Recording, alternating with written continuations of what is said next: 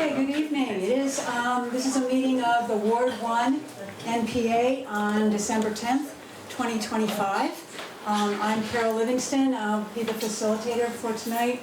And we will go around the room here in just a minute to have us all introduce ourselves. First thing, though, I wanted to thank Sarah Montgomery, who is here today to take Barbara's place. Sarah's our host and is enabling us to be able to have our folks at home be able to join us. Wards 4 and 7 are also meeting tonight. That's unusual. They normally meet on a day that this year is going to be Christmas Eve. So that's why Barbara was sort of split. So she trained Sarah to come help.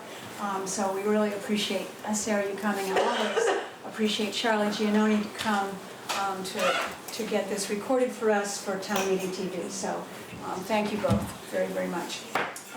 So I'm Carol Livingston, a member of the steering committee, and we'll just go around the room if we could. We'll start here with Troy. Just introduce yourself and maybe the street that you live on. Pole position. Troy Hedrick. I live on Billy Ducourt. I'm also one of the reps, state representatives for this district. Cyril Flash off of East Avenue at Co-Housing. Sorry, my mouth is full. Linda Bowden on Brooks Avenue. Breck Bowden with her. Jonathan Chapel-Sokol, I'm on the steering committee, live on North Prospect Street. We could turn this on, right? Maybe we can. Hi, I'm Amy Malinowski. I'm on South Williams. I just barely am in Ward 8. Paul Fleckenstein, Crowley Street. Hi, I'm Evan, Tebow Parkway. I'm MJ Patchett, also Tebow Parkway. I think the speaker may be down. Gary Golden, Clarko Court, which is the old East End. Kathy all along North Prospect Street. Peter Lukowski, East Avenue, Burlington, Co-Housing.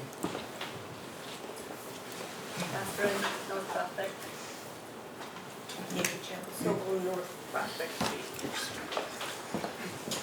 Aaron Malone and Josie Guy, Henry Street. Julie Springer, Wilson Street. Richard Hilliard, Highgrove Court. Tom Darenthal, Nash Place. Sharon Busher, East Avenue. Sam Doherty, Colonial Square, and I'm on the steering committee. Great, and we're also welcoming Ali Schachter, one of our city councilors. The whole back row. Sorry, you guys. Hi, I'm Chuck Arnold, my first meeting. Welcome. Yeah. Rob Gutman, North William Street, and also on the steering committee. Ali Schachter, East District City Councilor. Ian Keene from Riverside Avenue. Great. Sorry. Well, welcome to all of you. Thank you for being here. Let me go through the agenda just briefly, and then if there are folks who have announcements, we might do that quickly before we head to Speakout. Once again, we've gotten delicious food. Rob was our courier from Namaste Kitchen Express, which is on Riverside Avenue. So we've had introductions. We'll do announcements here in just a minute. And then we have an opportunity for Speak Out. This is a chance for people to let neighbors know about concerns that they have about events or issues that are happening in the neighborhood or in the city. And then we have a city council update from Ali. Carter may or may not join us. He's at the Progressive Caucus, which is scheduled the same night as tonight. So Ali is going to do double duty for us, which we really appreciate, Ali. Then we have our monthly Burlington School Commission update from Matt Price and Gary Golden. And then our two featured presentations. The first is with our state legislators, Troy Hedrick, who has already introduced himself, and Brian Chena, who's also at the Progressive Caucus and hopefully will be joining us. We heard from Martine Gulick, one of our senators, at our last meeting. We've not heard back from our invitation to Phil Baruth, and then Tanya Vahosky was not able to join us tonight. So we have Troy and Brian. So questions that you have, concerns that you would like Troy to bring back, Troy and Brian to bring back. This is hopefully an exchange conversation. And then finally, we have a presentation by the Vermont Coalition for Palestinian Liberation, and there'll be a slide presentation. If we could just bump up, would you mind, Sarah, to that second page? We always just sort of go through our participation guidelines that we came up with and approved in September. So Ward 1 NPA is sustained by community involvement and encourages engagement at our monthly meetings per the following guidelines. We're collectively responsible for following the NPA meeting agenda as closely as possible regarding both presentation and discussion topics and time.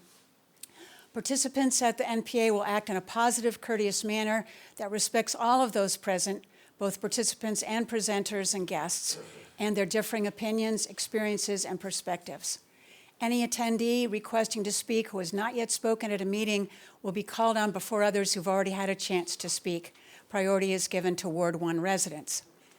Whenever speaking, please be sure to project your voice and use the provided microphone. Know that the microphones, to some degree, with our speaker, are allowing us to hear one another, but they also allow our online folks to hear us, be able to participate.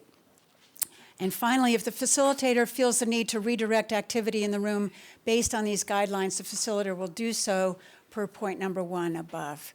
Welcome. Okay, so I'm going to go back through and double check if, was there anyone who wanted to make any announcements before we move to Speakout? Yes, Rob, thank you. Hi, so I just wanted to take just 1 minute to share with you a little bit about the All Wards NPA Steering Committee meeting we had last night at City Hall in Contois. Not from behind the post. Sorry, Rob. There you are. My line lets me. Is this better? Yes, thank you. I think Jonathan did most of the organizing on getting this group together. We had 5 wards attend, and the most impactful part of the evening for me was a workshop we did with one of the city attorneys, Emmett, last name, Wood, on open meeting law. It was enlightening and interesting and will help, I think, the steering committee follow all of the obligations of open meeting law as we conduct business here at the NPA. We also talked about the mechanics of actually implementing the NPA resolution that was recently approved at City Hall, City Council, and we brainstormed about other topics to bring to our next meeting and who might organize it, and a couple of other details here and there. Please take a look at the minutes that are posted online, as well as the video recording, which should also be posted online, either is or should be at some point soon. If you have any questions, you can bring them to any of the steering committee. Both Jonathan, Carol, and I were present, and that's all I want to tell you. Any other announcements? Okay, so we're going to, if you wouldn't mind, Sarah, bumping us back up to the agenda. That'd be helpful for me. Thank you. So at this point, do we have folks who are interested in sharing with us concerns that they have, issues they have, that they feel we should be aware of? Yes, Sharon, you have a mic? I will. Just a moment.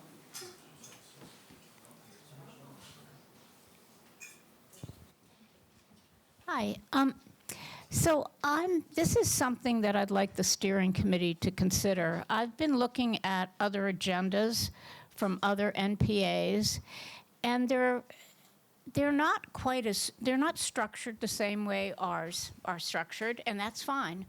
But I feel that sometimes our structure, what? I can't hear. If you can't see the camera, they can't see you. So if you could just come over. I don't know if standing up helps that much. Go out from behind the post. The same I'm issue. behind the post now. Yeah. Okay, is that better, Charlie? Yes. Okay, all right. Okay. Anyways, I was looking at other NPA's agendas, and I'm wondering if the steering committee would be willing to have a session or a little segment in January or sometime relatively soon, talking about and involving the counselors and the school board members about maybe not having more of a focal point to one or two key items that are current that we can have more in-depth conversations about. I see that other NPAs don't have reports every month from the city council. Ally, I appreciate your reports, but I also read them on your front porch posts. So, but I'm not trying to diminish the importance of the school board members or the counselors. We're lucky because they come to our meeting.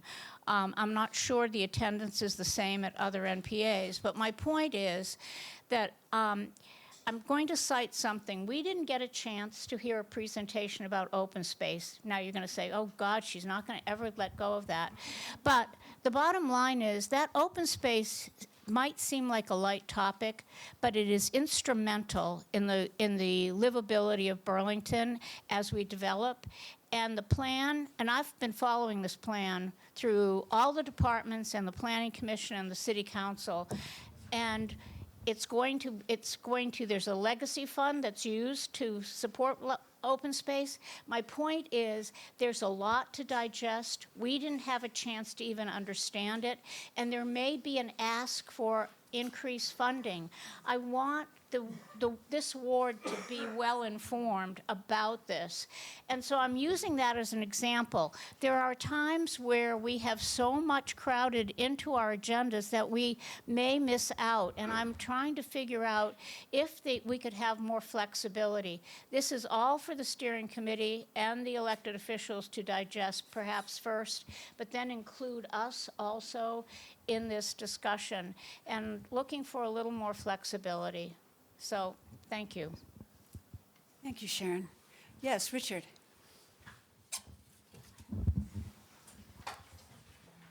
By way of a welcome to Josie and Erin, I'd just like to thank them as they were almost in our ward before, and now they really are. And they organized the Momo's Turkey Trot. How many trots were there, Josie? Trot at Thanksgiving, and it was a wonderful community event, and I'd just like to welcome Erin and Josie and say how great it is to have them in our ward, and I recognize everything that they've done in the community to date, and hopefully, because I'm an advocate. Thank you, Richard. In the future too. Welcome, thank you. Thank you very much. Other folks who might have either an announcement or something to share with the group. Yes, go ahead. Okay, I'll just share this even though it's my first day. I need the microphone. Yeah. Hi.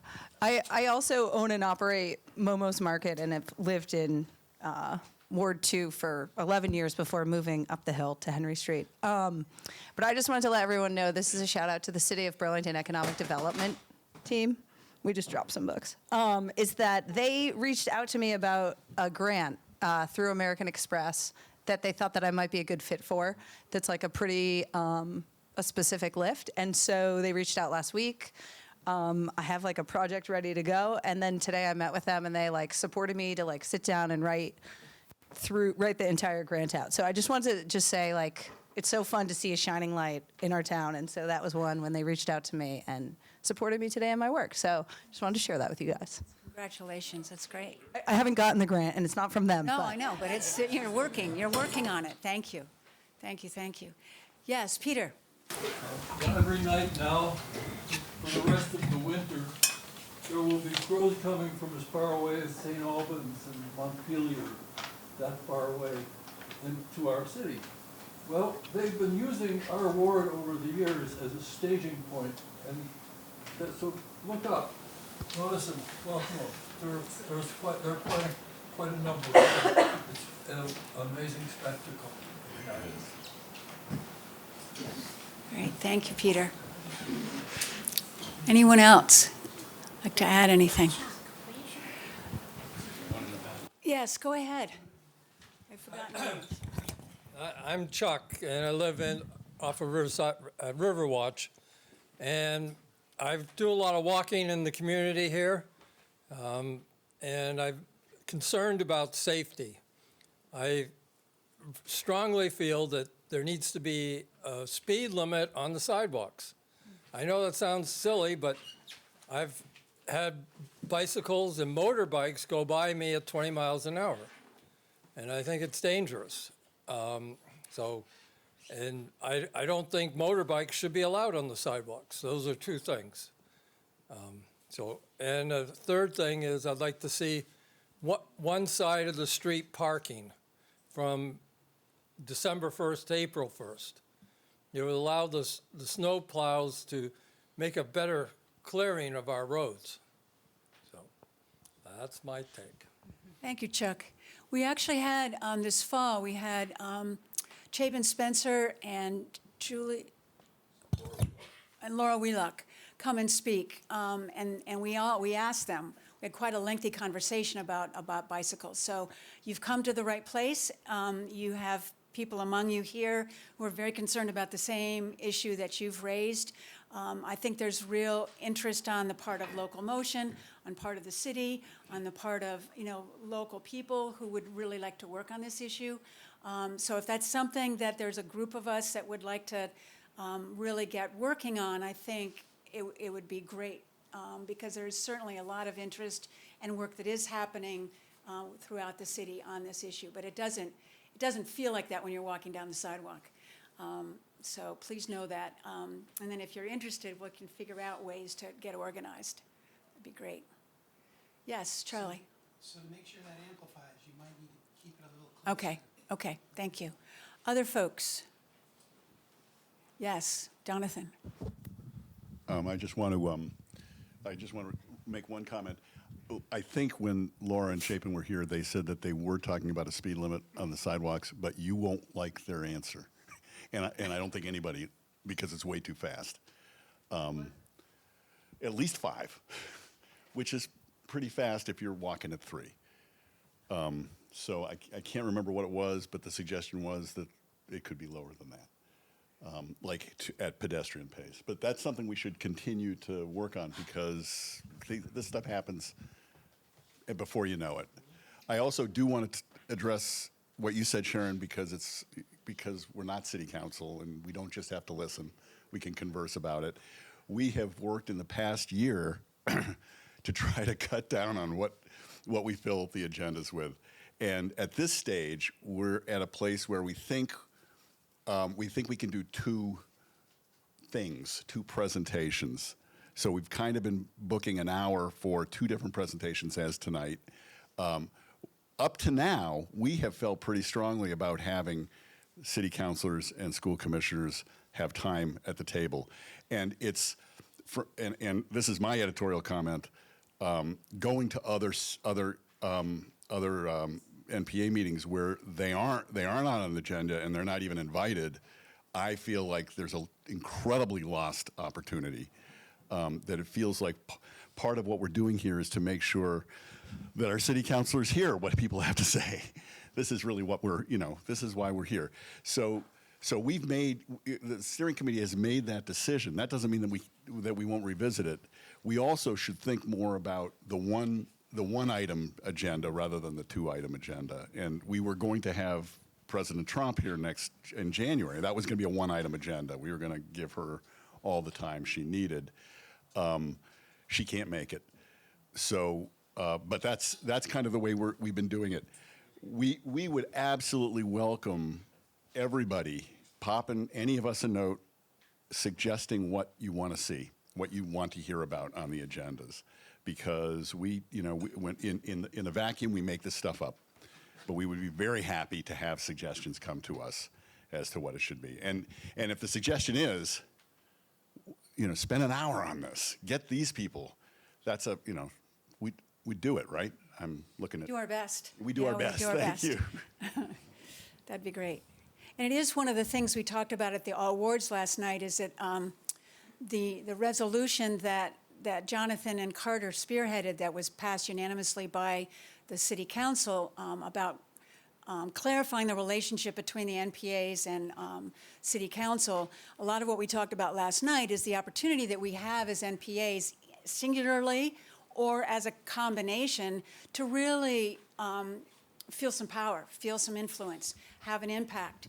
And that, as I said last night in frustration, I feel like particularly our state officials will say, well, Vermonters think this, or Vermonters are voting this way. And I think it's really, really important that we clarify what we Vermonters really feel about different issues. And the NPAs are a really important way to do that. So keep that in mind in terms of issues that are really important to you and that you feel like that we should make some movement on. The NPAs are an opportunity to help that happen, I think. Yes, Tom. Yeah, just a comment with regard to city councilors coming regularly to this meeting. Maybe a good compromise is not to eliminate them, but to ask them to focus on one or two things, because that over the past month that they think are the most important things to talk about. So we'd bring a little more focus and not just go through a 15-second tapping on a whole bunch of different topics. Okay. Carol, can I just respond? It's not all or nothing. I'm not suggesting that the city council and school board members not have an opportunity. I'm just saying that, as Tom was saying, the counselors themselves know there are times where we want to hear from them. The budget cycle, we want to hear from them on a regular basis. But to work with them to find out, is there something that really the neighborhood should be informed about and talk about? I'm looking for some flexibility to allow us to have more in-depth conversations about topics that are current and that they've got a timeline too, and if we miss that opportunity, then Ward 1 doesn't have a say or doesn't have an opinion, and I think that's a real loss. So thank you. Thank you, Sharon.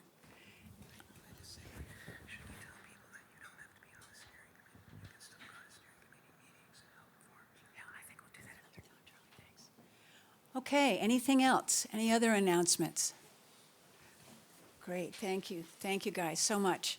Okay, Ally, your time is precious. We appreciate you being here. Take your time. You have 20 minutes, my darling. 20 minutes.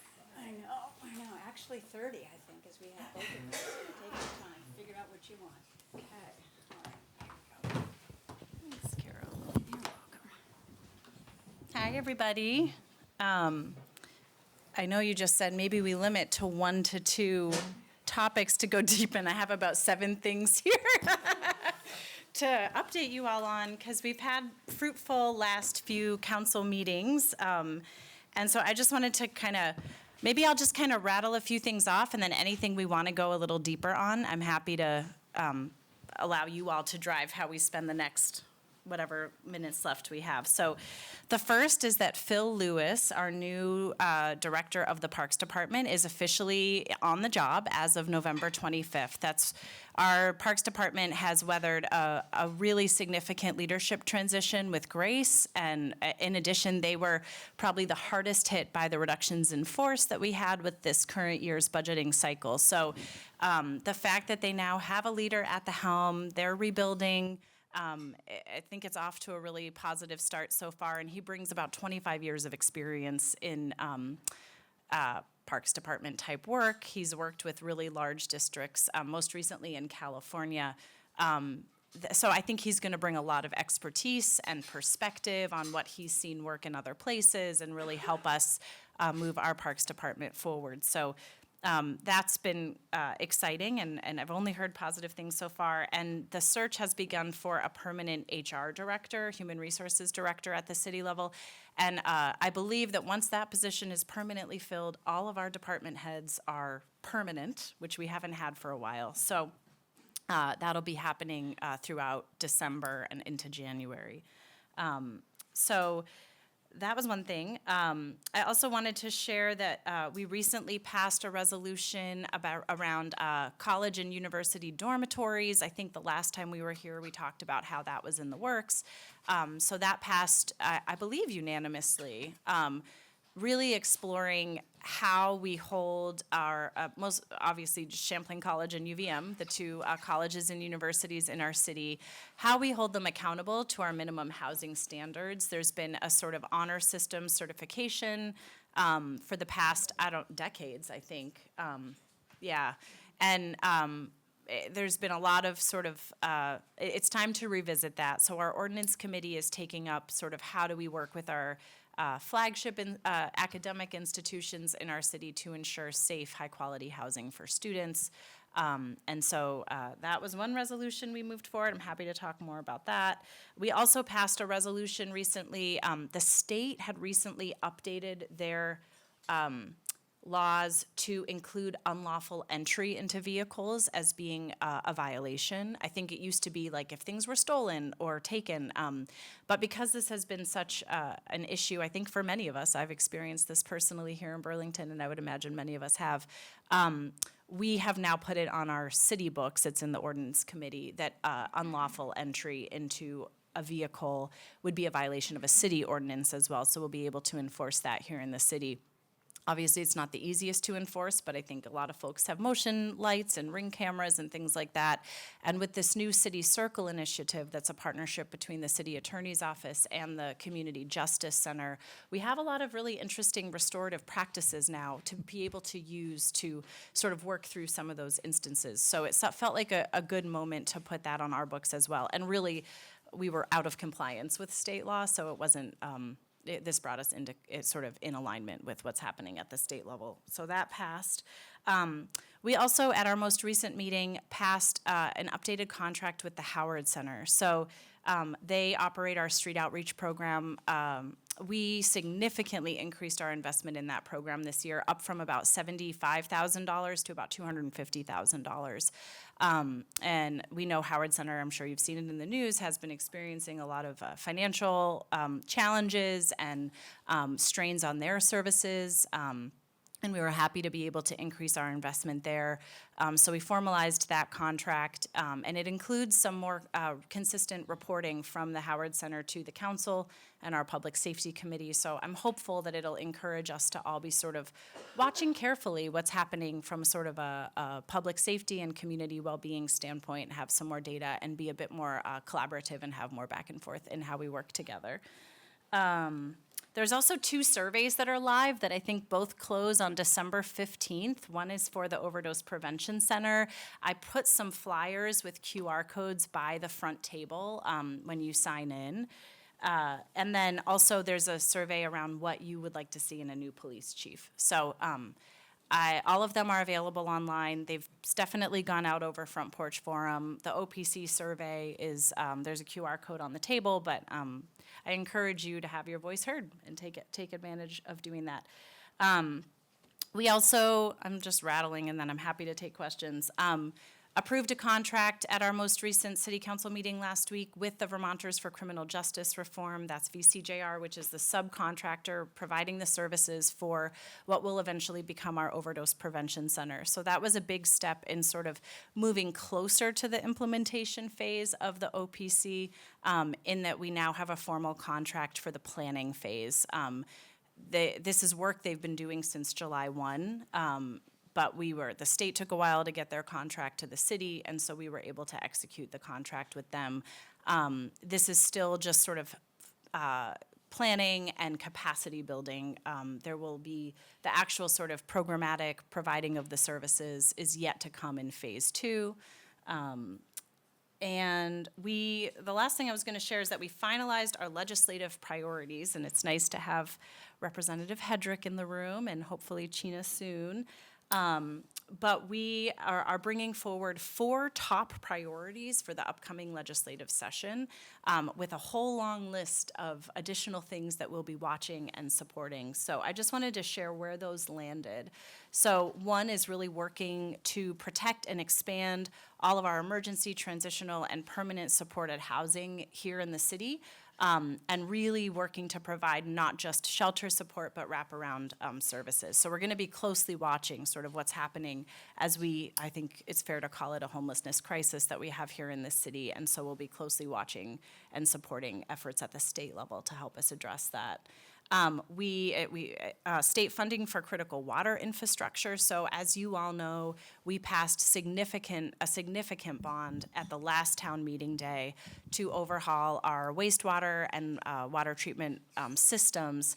That is us taking on a tremendous amount of resources and responsibility for something that really benefits the entire Lake Champlain Basin. So we're hopeful there's some state dollars available to help support that, which will lessen the burden on us Burlington renters and property taxpayers when it comes time to be taking out those bonds and incurring that debt. And hopefully that'll help us save on the cost of those projects. And as something that's come up in this meeting, which it really inspired, I think, a rich conversation at the council level of the value of hearing from you all at NPAs, is there has been conversation about license plate reader technology to help with traffic violations. I know this has come up multiple times here. So we're going to be watching that legislation, and that'll be one of our top 4 priorities to see if we can help move that forward. Sounds like there's a lot of interest across the entire state to find ways to more objectively enforce traffic violations, and we said explicitly with a very clear mandate to privacy. And so we'll only be supporting this if we can understand how the data is used. But assuming that we're comfortable with how we think it will be used, we think this could be really beneficial for helping us solve some of the traffic challenges we have here. And I know we've talked about this. And then there's 5 city charter changes that are currently pending within the legislature that we'll be watching closely and advocating for. So I'm going to stop there. That was a lot to throw at you, but we've been doing city business. So we've had a rich few meetings, and I'm happy to take any questions.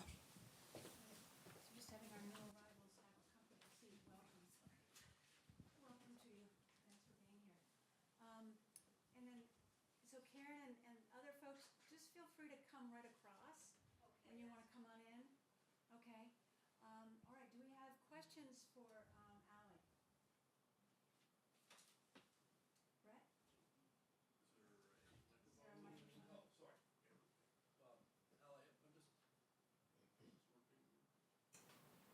Brett? Ally, I'm just kind of curious on that last item of the state supporting the water and lake bonds that were passed last year.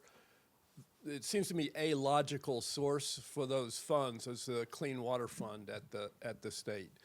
And I'm just kind of curious if the city is looking at that.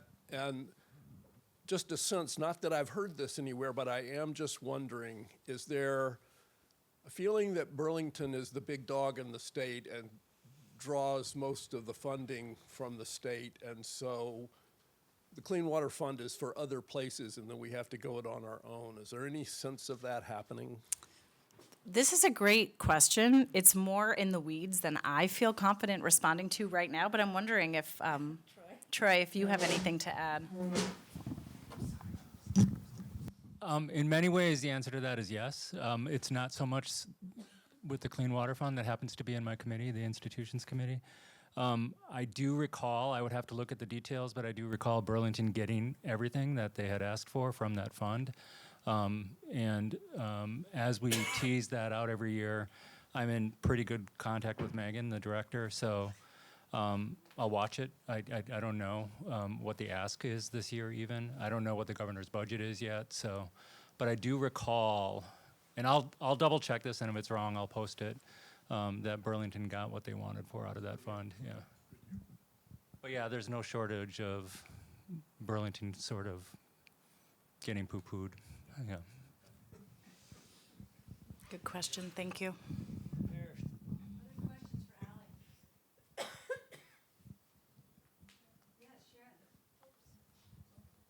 Ally, if there aren't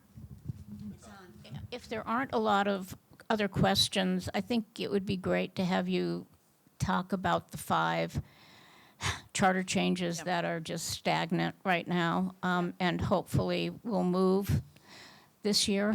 Yep. I think it's important to have people know what those are. Thank you. Great, yeah, I can just go into that right now, unless there's other pressing questions. Just what the process is. Yeah, that's exactly right. So when we approve charter changes as voters here in the city, changes to our city charter ultimately have to be voted on at the state level before they can be put into our charter. So it's a bit unusual, I understand, to have 5 charter changes pending, but that's what we have right now, which we really want to keep them moving. And in a way, we've spoken, we've said what we want, and it's up to the state now to sort of allow us to put it in there. So it's a funny system, but that's how it works. So the 5 charter changes, one is around banning guns in establishments that serve alcohol. You might remember voting on that. That passed overwhelmingly with 87% of the vote. There's a couple around tenants' rights and housing affordability. So there's one around rental protections and just cause eviction, as well as the potential for cities and towns to implement rent stabilization. So that passed in 2021 with 63% of the vote. And then another around requiring landlords to notify tenants of rent increases in a more timely fashion. Currently, the required period is 90 days, and we would like to make it official that would be increased.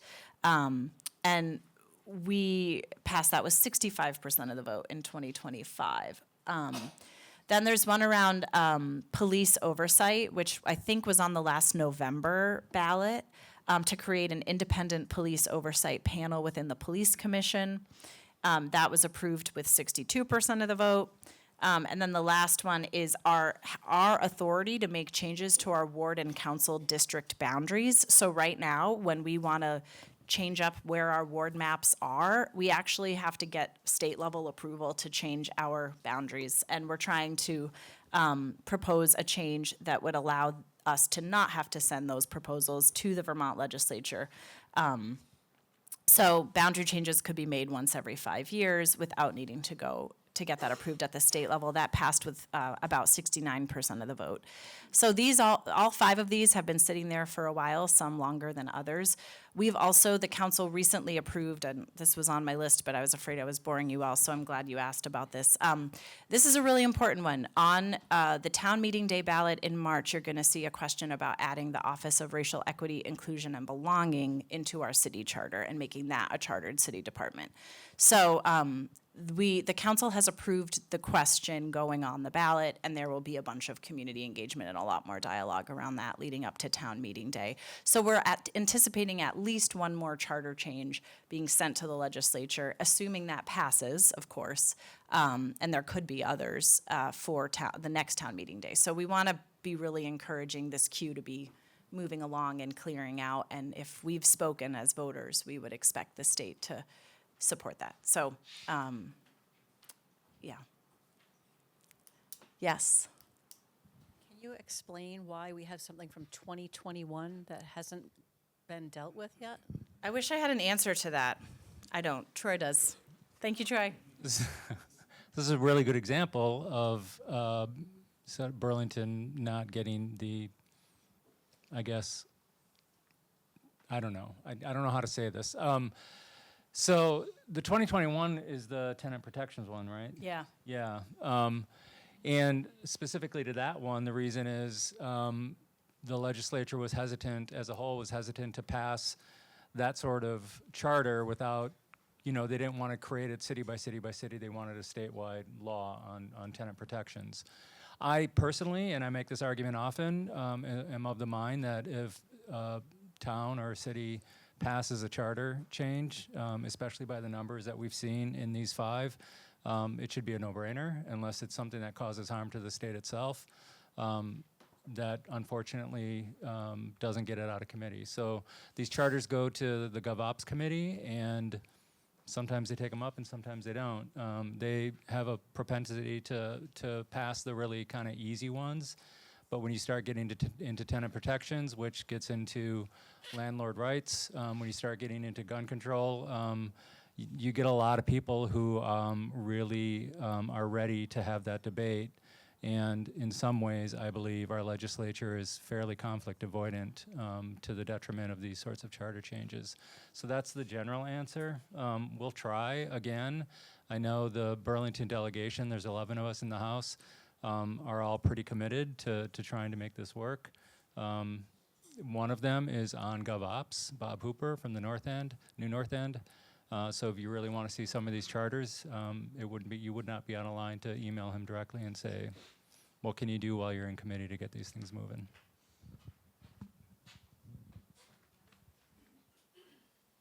Other questions for Ally or comments? Yeah, Richard.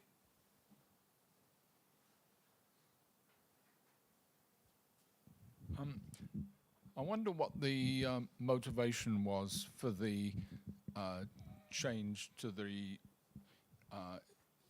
ward redistricting, because I was involved in that last time and it carried absolutely no integrity whatsoever.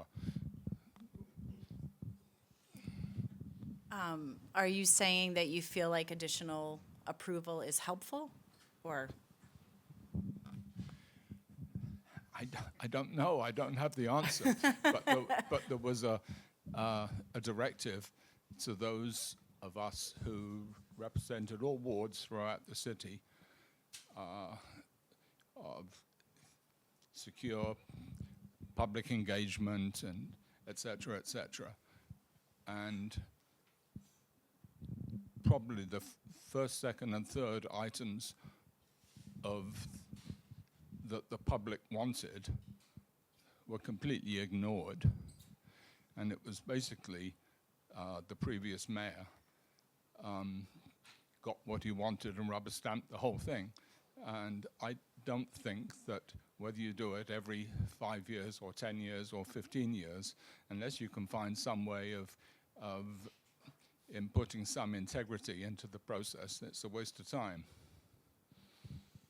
I appreciate that feedback. I was not in this seat at the time that happened, so I can't completely speak. I mean, I think there's, practical reasons for us to be able to have, the authority to adjust our own maps without needing the state to approve it. I know other cities and towns in Vermont have that authority, but I can't speak specifically to how the process went last time.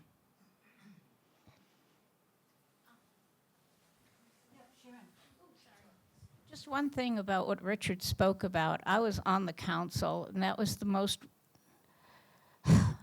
the hardest time, because people put forward really good ideas from throughout the city, and there was a proposal to have equal representation for 8 wards, to expand the council to 16 members. And then there was this power struggle. And everything that was provided to the council that I was part of was pushed aside for 4 districts and 8 wards, and the gerrymandering. What I believe is being asked is that it won't improve the local process, but there is another layer that is also not a wonderful process, where the legislature not only can approve it, but they can redraw the boundaries. So that adds another disconnect to the community. So I think that what we're asking for at least removes one layer of the problem. It doesn't solve the problem, but it removes one layer. So I'm in favor of what we're asking for that reason. But it doesn't address the issue that Richard raised. Thank you for that context, Sharon. Anyone else? Questions for Ally? Yes, Angie. Thank you. Ally, I'd just like to say thank you. I think you speak very clearly, and I've come to understand better in the past few months the challenges that many councilors face on the city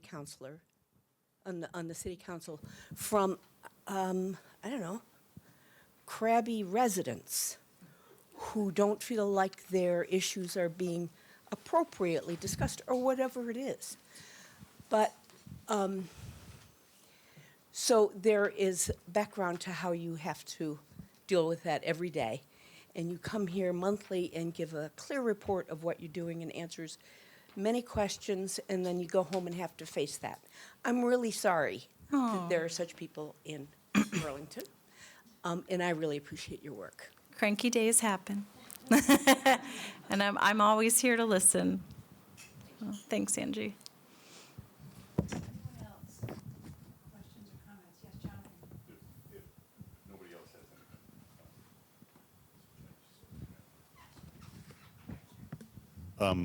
I have two, but they're really quick. Well, one of them's quick. Does what you said earlier, does that mean that a city assessor has been hired? Oh, that's a really good question. No. Okay. Okay. I don't know if they count as a department head. Oh, of course. No, that's a good question, Jonathan. The other one has to do with these the charter changes that we're trying to get through, and it feels like between what you said and what you said, Troy, there could be opportunity for a bigger voice in the form of an NPA or a bunch of NPAs to write something to somebody that may or may not have impact, but might.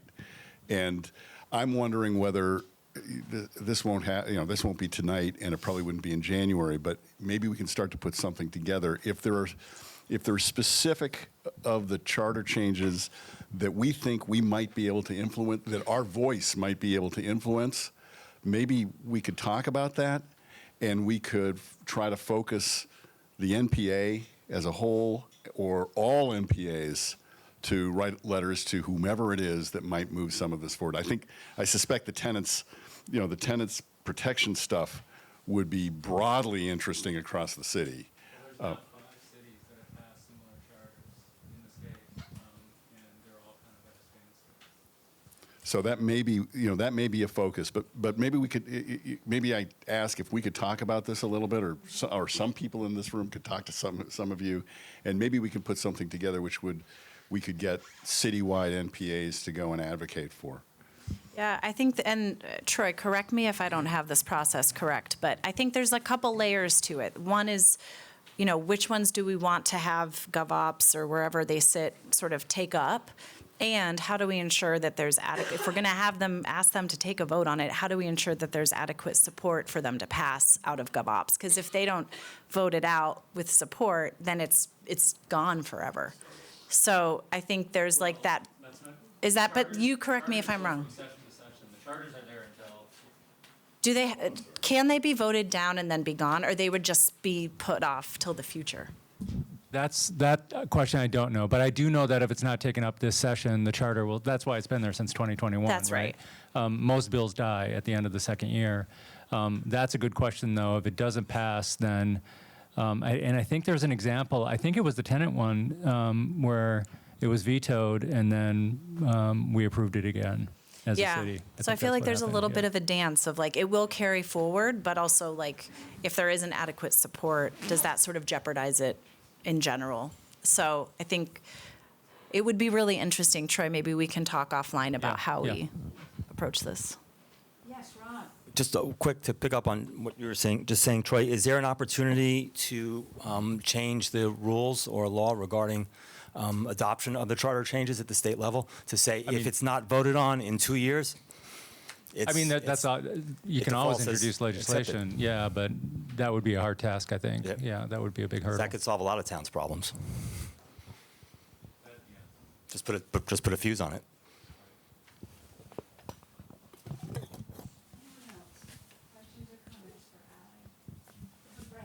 Clarification, I guess, in the specific instance of a charter change where the legislature is saying, well, we'd really rather consider this to be a state level, why not allow the charter change to go through?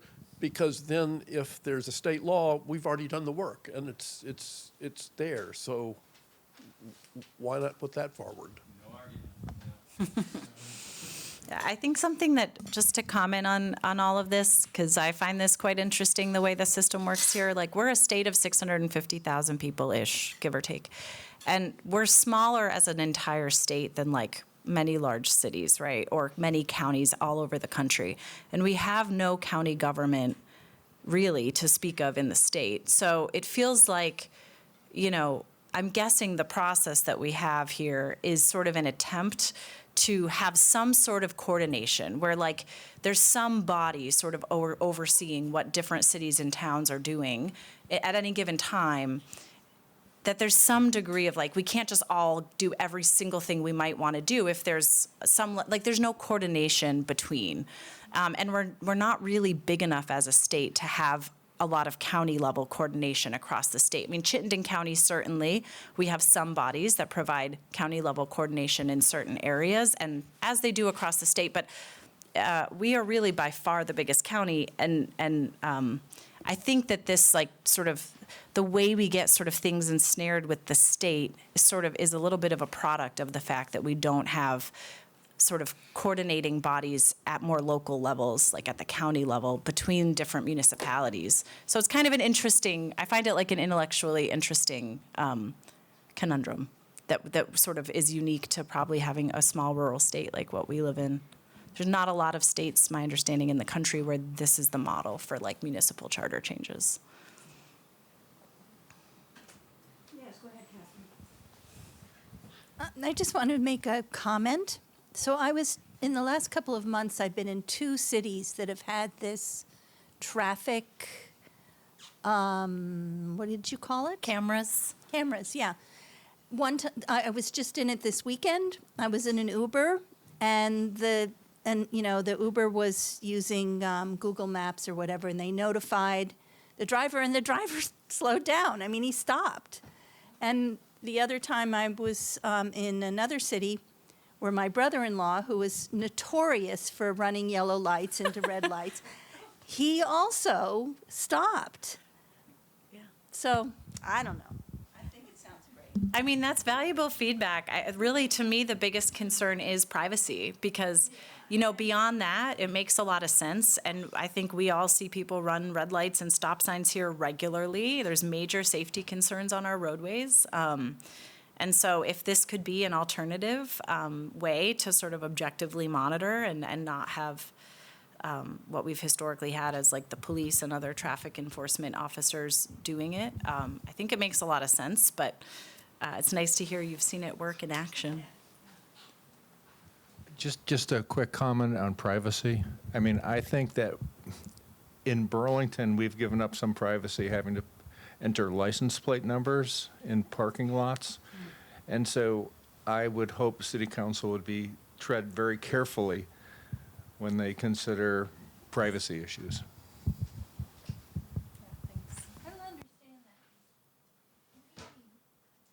When I park on Cherry Street, I think it's Cherry Street? The garage. I have to put my plate number in. Like into Park Mobile? Into the kiosk to park. And so there's a record that I was there at such and such time. And why does that concern you? It's a privacy issue. I don't want people to know where I am. And that's a third party, like, that's not a city-run, we contract with a third party, like Park Mobile for that. And when you patch this together, right, when I leave my house and a traffic cam catches me on East Avenue and then catches me going on to I-89 and then down to Boston, right, or these cameras start tracking patterns of behavior and somebody is stalking me, now they know where to find me and where I live and when I'm going to go to Lowe's, or, right? So this all patches together into some pretty significant privacy concerns. Yeah, I mean, I will say that, like, you know, if you drive, you know, in any state that has, like, easy pass tolls, like, there's a lot of places already doing this. And so I think it's a matter of, like, learning how that's being done, what the protections are in place, but we would not be the first to have this technology. So I will be unpopular and speak for speed cameras. We lived in New Zealand, a country that used speed cameras. I know because I got caught by them 3 times, almost lost my license. And I think it's worth giving up a little bit of privacy. You would not believe what's on the dark web for all of us at the moment, for the benefits, I think, of being able to track a criminal who's taken something, or maybe people knowing that their speed cameras will slow them down so that we have fewer pedestrian and bike accidents. I think there's a number of benefits to it, and I personally would give up a little bit of privacy because I do that on a daily basis for the benefits of the speed cameras. I think there's a real revenue generation argument as well, or a benefit I see if we were to move forward with this, that we know we as a city have significant budget shortfalls every year. We've had really challenging budget cycles. Richard, I credit you with shouting this from the rooftops, but you know, we are foregoing a fair amount of revenue by not having reliable, like, traffic violation tickets issued for many good reasons. But also it's the reality that if we were to do something like this, it could also be a revenue generator for the city at a time when we would benefit from some more sources of income. Anyone else? Yes, Karen. So I'm all for, like Richard, slowing down people and getting people to stop, but those cameras will only be at few key intersections. I propose that we don't have enough police, but I think we need people, just like we have, what are they called, CSOs, people that can do simple traffic violations. And many years ago, Cindy Cook had, she was begging and begging the police to slow people down on East Avenue. And they did a 4-hour blitz. Richard, remind me, I feel like they got like $17,000 worth of traffic tickets in 4 hours. But they never did it again because our police has always been against. Isn't that right, Richard? 1,700. Oh. Are you sure? It seemed like a lot to me in 4 hours. Okay, well. The point was, but the number of offenders that there were. Exactly. And Cindy, she had to fight hard to get that because of the speeding on East Avenue. And, I think we just need to do that a little bit and people will start stopping at stop signs. And, but we need a better way to do it than take our police officers that are, That's right. So that's what I think we need, because those cameras will be expensive, and they'll only be probably on the belt line. They won't be. That's right. Everywhere. Yep. So that's my 2 Thanks, cents. Karen. Anybody else? Feedback?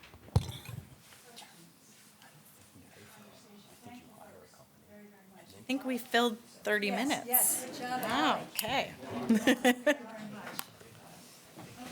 our school board commissioners, Matt Price and Gary Golden.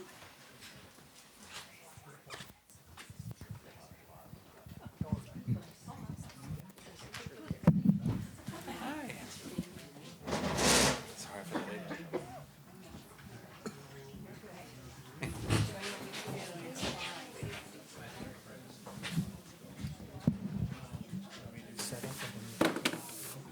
Yeah, I'm happy to have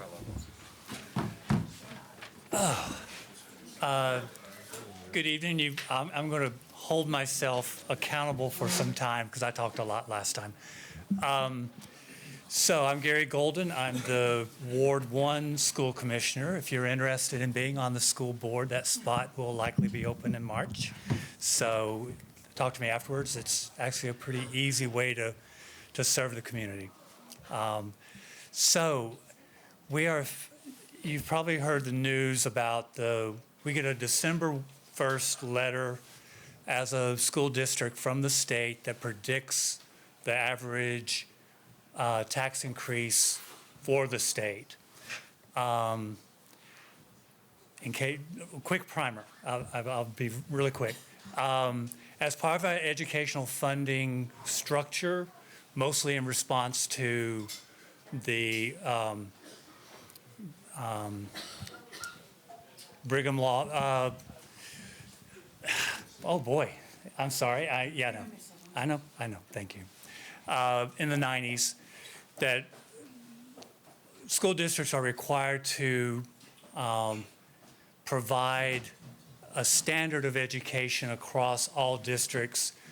Several poorer districts had come forward and families with children to basically make a case that there was no comparison between a gold town like Essex Junction with IBM at that point, or Vernon with Vermont Yankee, who basically had incredibly low school taxes, with these smaller districts that could have a large school tax but not provide the level of education the other towns would. So because of that, we now have an education fund that's funded by all of our local tax dollars that are sent in. There's some meals and tax, the lottery, Vermont lottery profits, all fund that. That fund has been whittled away for many things, either legislatively with the Lunch for All program that was passed a couple of years back, other laws. And last year, a pretty huge pay down in taxes pushed by the governor passed, but now that bill has come due this year. So that's sort of the structure that's happening. And so how does that come back to impact us? So in the many articles on VT Digger and sort of the local areas, they've talked about they'll be projecting a 12% property tax increase for the coming year. We are going to meet next week with the school district to have a discussion about what what different budgeting models that our district, the Burlington School District, will come up with to determine what our property tax increase will look like. It seems as though there's Tom, the superintendent, is aiming to make it a slightly smaller number, around 9 or 10%, but we'll see what the different scenarios that he has come up with to discuss. And so we're sort of waiting to hear what his models are and what those district issues will come from. I'm curious. This will be my first budgeting season, and I'm curious to see what they're thinking about allocating the budget. The district sort of gave a preview at the last meeting, saying that they are trying to sort of minimize the amount of staff reductions in the school district, in the school buildings. They are going to be looking more at some central office cuts to make, which I think is very appropriate, given the needs in our school and that we need more people in our school buildings. So we'll see what the budget comes with next week. I'm happy to report about that when we meet next. Another thing too is in our last board meeting that the district shared some data on the progress of the Burlington School District. And unfortunately, it looks like at third grade, the data were not good. We had a substantial drop in reading scores. We had a substantial drop in math scores at the third grade.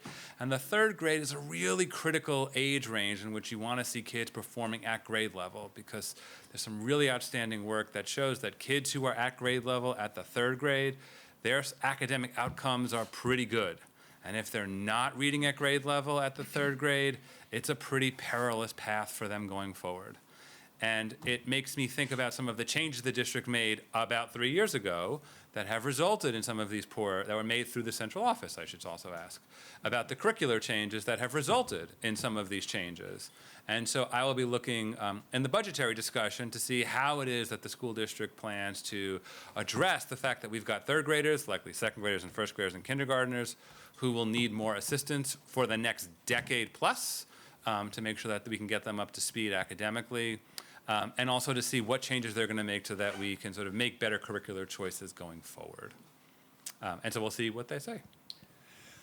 So the projected numbers that we saw at the last meeting, we're looking at about a 10.6% tax increase, which is below the projected number that Governor Scott and the Agency of Ed put out, which is a 4.5% decrease from last year, which was a pretty good tax year for us.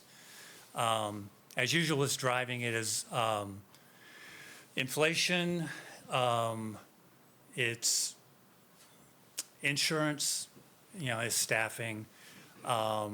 We're pretty fortunate in that we may be one of the last school bonds that will pass ever in Vermont. Even a district like Woodstock, Martine Gluck is both a school board member and a state senator. They may have to condemn that building within a couple of years. It is in such bad shape. But they failed on their bond this year even seeing the disrepair. So those are the pressures that are happening. And I will say with our school bond is that our district did come in under budget. And so there will be able to sort of repay, there'll be less debt to service as a result, which will be overall better for the bond that we took out. The high school bond came in yes. low. Yes. So we're not borrowing the last like $450,000 or so. So that will bring everything down. We're still projected. Yeah, I know. We're still projected as opening. Part of that was we got some funding after we did the bond for wastewater for the new tech center that's at the airport. So we had some money, and then the state money, $16 million that we'll probably have to pay back at some point once there's a settlement for the PCBs in the building, if there is one. So that's sort of where we are, and trying to give you guys a few minutes to ask us any questions. Tom. Yeah. Has the school board considered merging with the Winooski School District? There's certainly room in the high school. There's about 300 extra spaces versus the number of kids who will go there next year. I'll jump in first. Okay. And there may be an opportunity to save some money. Well, regretfully, those are the two only buildings under construction or about to be finished in the whole state, and they're side by side. So they just renovated their building. I know, I got it. I would love My it. statement stands. That's been a dream of Agency of Ed since I was in schools 20 years ago, would be. And it's, our Venn diagram, there is an overlap. But they don't want it. They're not interested. Yeah. We've been in conversation with them because we see these voluntary joinings going on.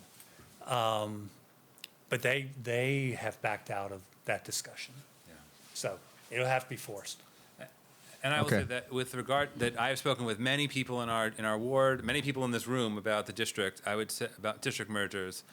I would say that my consensus is that many people are in favor of merging, and everyone has a very different opinion of what that merging should look like. So there is.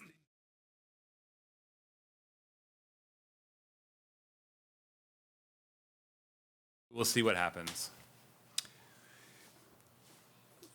Other questions?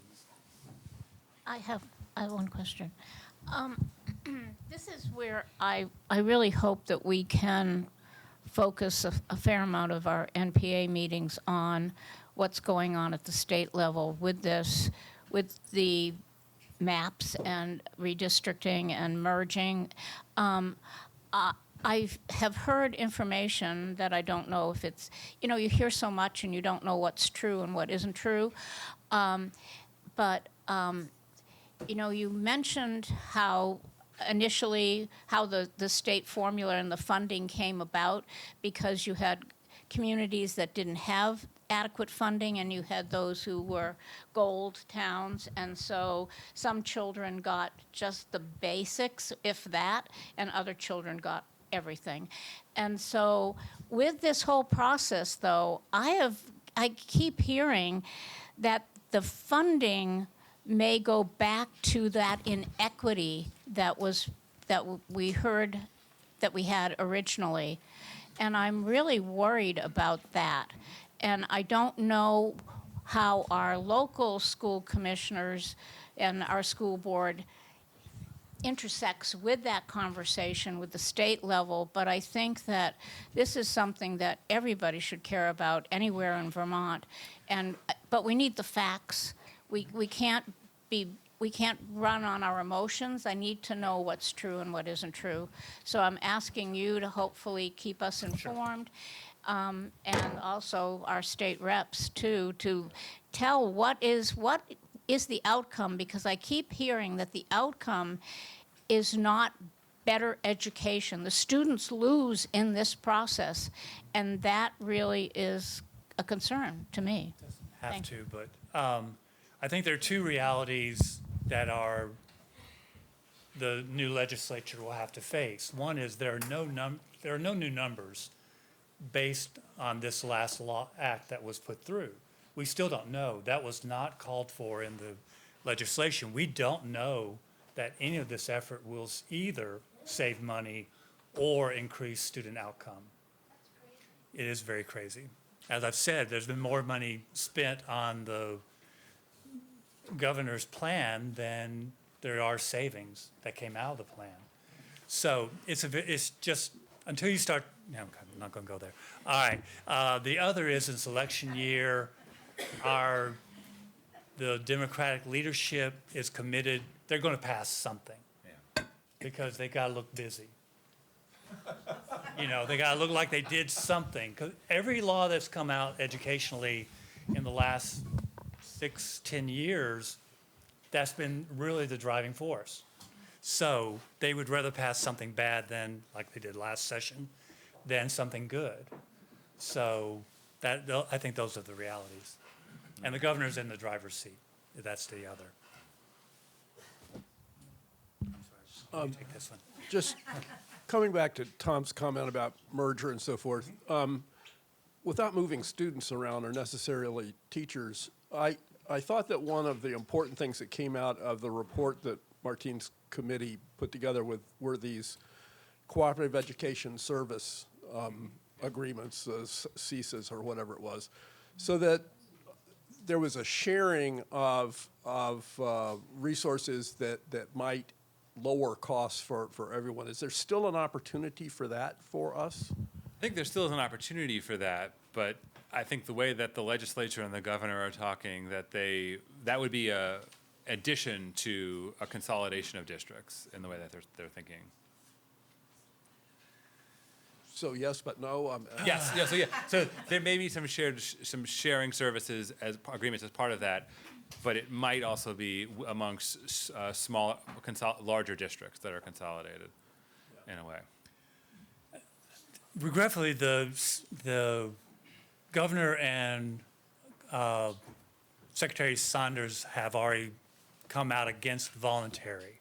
They feel like the law that they've kind of they've really pushed through Senator Beck was what they wanted. So that is just a whole messy process. If you look at other states that have the model, the voluntary model, New York sort of has that. The larger BOCES, that's the board operated, okay. So we have it in the form of the tech centers because they serve a large area. So we have 2 tech centers in Chittenden County. They serve out into Franklin County, down into Addison, over into Washington. You know, it's a cooperation of all the schools and all the districts. They pay per student. And that's the model that New York sort of has. They provide special ed on these BOCES model. You know, they provide, all specialized services. They do instruction, professional development for teachers. That's the model that Martine is trying to push. And that's where we could join easily with Winooski. We should do a parallel schedule and broadcast German, Latin, AP courses. We should be sharing all those things electronically. We were doing this in the 2000s. I remember taking students to the room at Harwood where that was broadcast. That died when the office that sponsored it on the state level died. So why aren't we doing that? Part of it is schedule, you know, getting schools to cooperate. They think they have the best schedule possible. The next district has their best schedule possible, and there's no, you know, you may be talking trimester, 2-semester systems, you know. So anyway, yes, we should be, and we should have, okay, won't go there. We should, and hopefully that will come out of it. One more. Did you want to do resolution conversation? Sure, yeah. So along with your agendas, there is a letter that we put together as a result of our conversation at the last meeting. We put together a letter as a proposed thing we could send as an NPA to education leadership. So starting at the school commission, the superintendent's office, but also to Senator Baruth, Representative Krawinski, and then up to Commissioner Saunders and the governor, just stating kind of a collective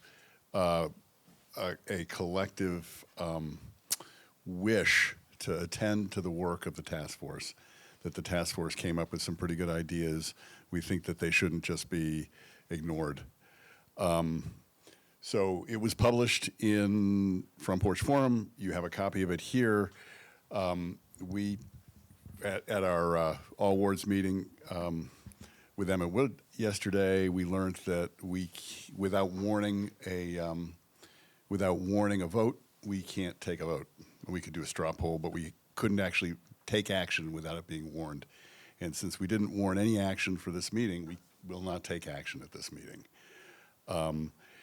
But if this is something, what I think would be great is if people could take a look at this. If it's something of interest, we bring it back in January, and actually we could warn it in January. And then as the collective voice. We also presented it at the all wards meeting, and there may be other wards that might also like to sign on to something like this. And of course, those wards would have to vote on their own about it. But if there's any chance that we have a voice, it's amplified if many of us speak rather than just a bunch of letters. So really, in a nutshell, it's just a letter of support for the work of the task force, and it's essentially what Martine outlined last month. It's essentially just an echo of what Martine outlined last month. Thank you both very, very much. Thank you all. So, Brian, thank you for running from your meeting. Thanks for being here. And Troy Hedrick.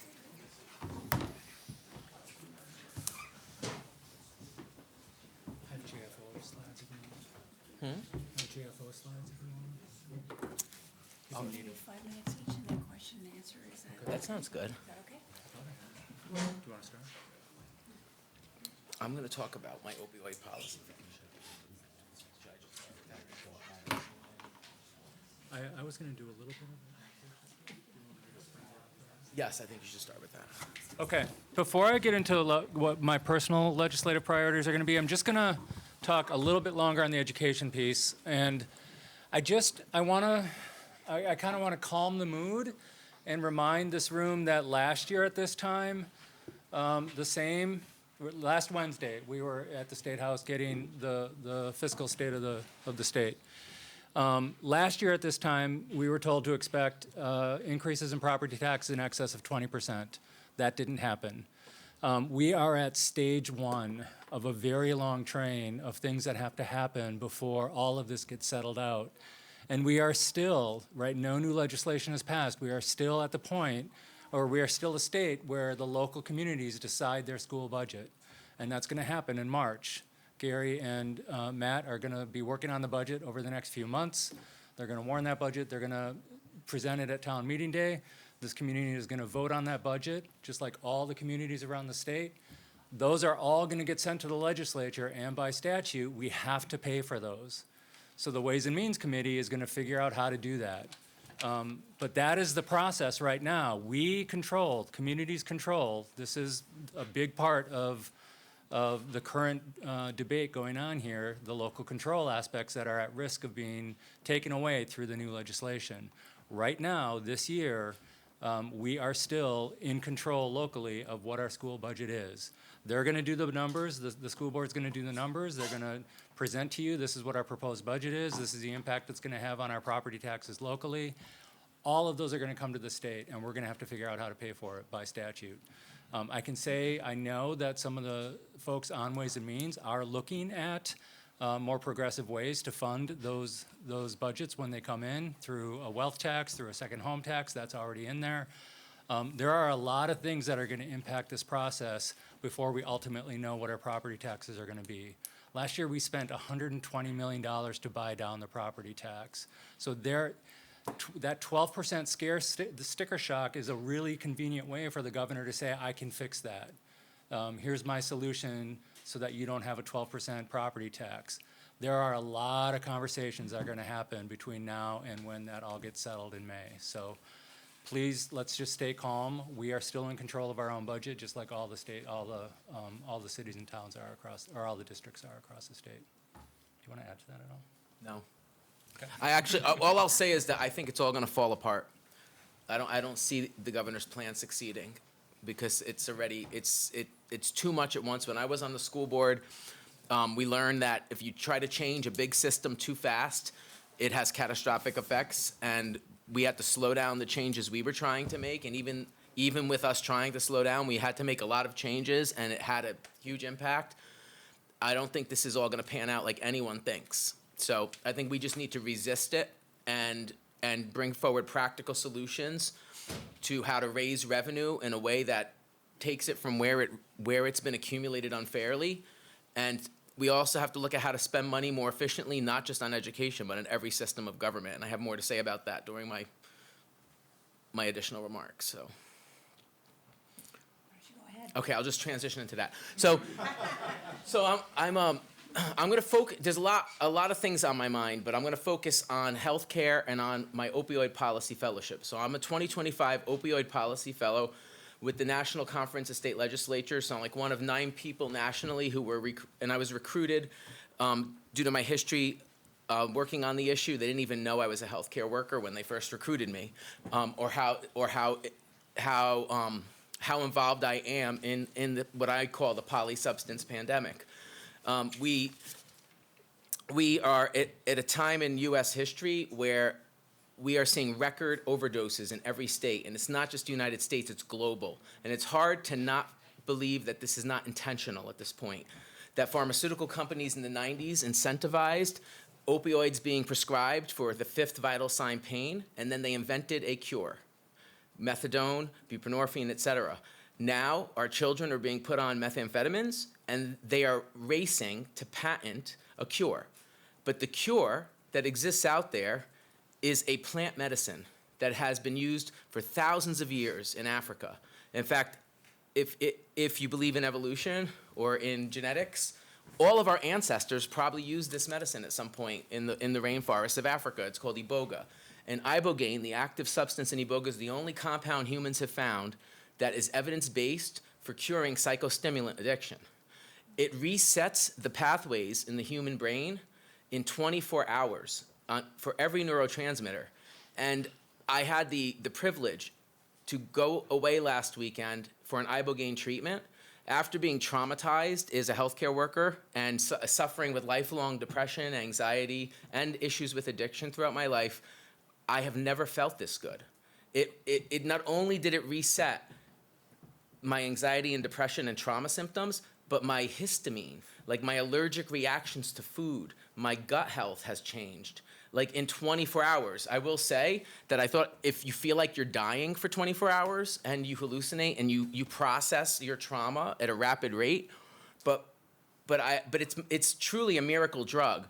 And these pharmaceutical companies are now racing to try to own it. However, the state of Texas is leading a 13-member coalition of states to create an interstate research compact so that the public can own this medicine. And Vermont has the opportunity to be the 14th state. Ironically, we were the 14th state to join the union. So one of my priorities is going to be to try to convince my colleagues for us to invest a small portion of our opioid settlement funds and join this research compact. And then Vermont can be a state where we can rapidly test and deploy this miracle drug. I mean, could you imagine if the hundreds of people struggling on our streets had the option of a 24-hour treatment that would eliminate withdrawal symptoms, and then we rapidly rehouse them? This could change the course of human history, because it really does cure more than mental health issues. It's showing to be able to cure physical health issues, like my arthritis issues are better from one treatment. So. There are other psychedelic-assisted treatments that I'm also encouraging us to explore, like psilocybin mushrooms is another medicine of promise. It's being used by the VA to treat trauma in pilot projects around the country. And interestingly, because RFK is anti-vaccine, but pro psychedelic assisted treatment. It sounds like President Trump is going to greenlight rapid research and development. And you would wonder, like, what's the kicker? But what it comes down to is, regardless of our political party, no one wants to see people suffer from addiction. And so I think this could be something that unites us at a very divisive point in U.S. history. In addition to that recommendation, another thing I'm working on is the development of a pilot project for a justice and recovery hub and spoke system. Vermont is renowned for our hub and spoke system, which is primary care providers and clinics providing medication-assisted treatment. Well, New York City is creating justice hubs, closing Rikers Island, and creating county jails, but the county jails are not jails. They are dormitories for people who are detained. Currently in Vermont, when a person is detained, they are imprisoned alongside people who are sentenced and in the same conditions without treatment. I'm proposing that we redevelop the block around the Costello Courthouse and create a 200-bed detention dormitory for women and men. It would allow us to, with 100 beds for men, it would allow us to move the men home from out of state and reinvest the 40-something million every contract cycle to the out-of-state facilities into our own system. And it would be the tallest building in Vermont. And at the top, there would be an observation deck. I'm designing this, and I'll come back with some pictures for you soon. There'd be an observation deck and a recovery tower. And so the idea is that at this moment in history, we would redevelop the land around the courthouse to try a new model of treatment where we celebrate recovery, and we build this beacon of hope at the top of it for people to celebrate this moment of history. Not only would it create 200 beds, 100 for women and 100 for men, it would create 80-something, and I keep squeezing in more, units of housing, supportive housing, including a 30-something bed facility for DCF kids age 18 to 26 to get on their feet instead of being dumped to the streets like they are right now. It would create housing for mothers so that when they come out of facilities, they can live there with their children and not be like sent to homelessness with their kids in state custody. It would also, the design would also create a public safety facility for Burlington with a new fire station that would meet our current needs for fire and rescue. And it would create 10 storefronts modeled after the historic buildings that we tore down in that neighborhood so that the streetscape would look like it used to, kind of pieced together differently with the recovery tower rising behind it. And then from that hub, we would have spokes along the transit lines in Chittenden County where we would build recovery housing around the different bus stops. And we would build secure recovery residences instead of prisons along the bus lines for the women who are incarcerated so that we can close CRCF and spread the population out throughout the county in community-based housing that is at the security level needed versus throwing everyone into the maximum security setting with no treatment. So those are the main recommendations of it. And then two other pieces, which I won't get into too much because of time, would be to study the possibility of using land and social and physical infrastructure in Vermont to turn Vermont into a blue zone. And blue zones are places on Earth where people live at a record level to over the age of 100 because of population health improvements. And last but not least, all of this isn't going to matter if we don't have universal health care. And so at this moment where we look at trying to salvage a crumbling healthcare system with failure of insurance companies and failure of the federal government as it rolls back policies to before the New Deal and cuts our funding, we're going to have to come up with a new way to do things. And so this is our chance. We need to figure out how to create a universal healthcare system in Vermont. So I'll stop there for now. Thank you. So my hope is that Troy is going to speak for about 5 minutes, and then we'll have hopefully 5 or 10 minutes for us to be able to ask questions. I am always grateful for Brian's vision and so utterly thankful that we have people to create these visions. I am going to be the sad trombone right now and talk pragmatically about where we are, because I'm incredibly worried and why we need the vision that Brian presents. I'm incredibly worried about, and I serve on the Corrections and Institutions Committee. I'm incredibly worried about the state of corrections in Vermont, which also includes a for-profit prison in Mississippi housing, as of today, 150 Vermonters. And that's up 30, because we recently shipped 30 folks out. We no longer have a site. It was not approved for a new women's correctional facility. We no longer have a site. It was not approved by Virgins for a facility that would house justice-involved youth. That means the women are going to continue to sit in an overcrowded prison on CRCF right down the road from us. In what any objective viewing of the matter is, it's a horrendous facility. We should not be housing people there. That means children who are justice involved are going to continue to stay in temporary FEMA shelters, FEMA trailers that are beyond their life. They should not. We were going to retire them, and then when we realized we couldn't build a new facility, we turned them into housing youth. So I'm incredibly worried. We are incredibly overcrowded, and because we're not building a new facility, and because we are in an environment, right or wrong, this is pragmatically where we are, both in the legislature and in the community at large, where incarceration is going to continue to be seen as the answer for all the things we don't want to see. All the results of living in a crisis of the unhoused, a crisis of the polysubstance pandemic, right? All of those things are turning into what people view as crime.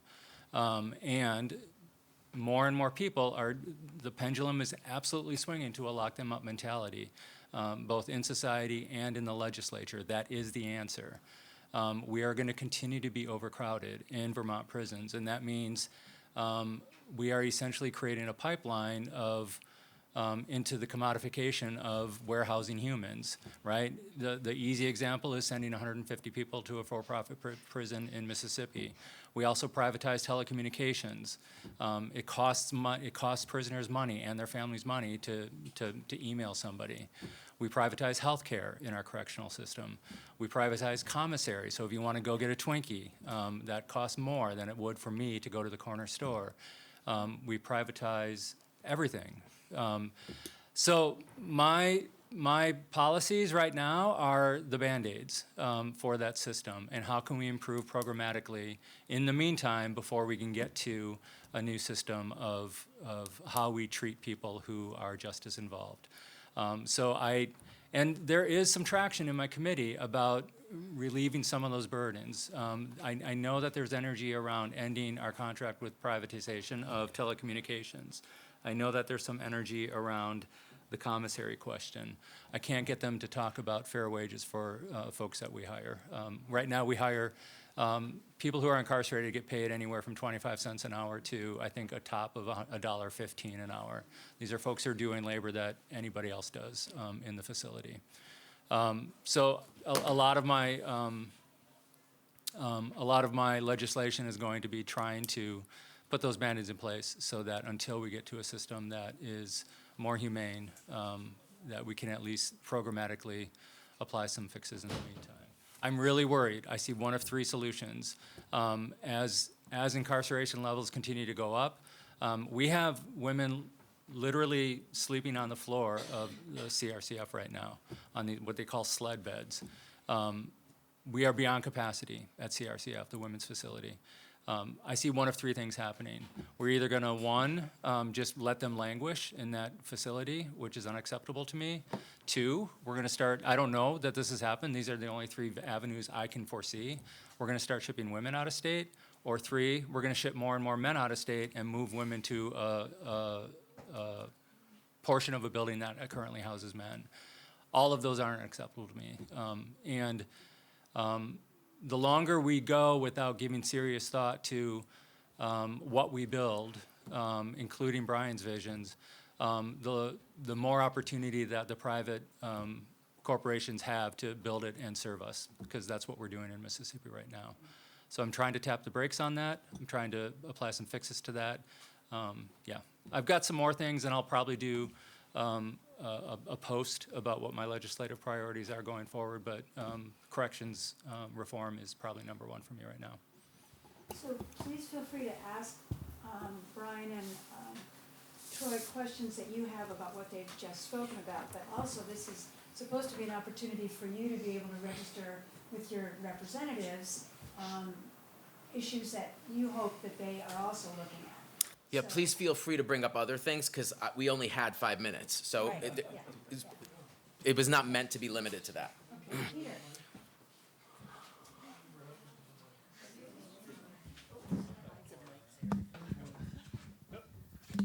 Yeah, what about eliminating cash bail?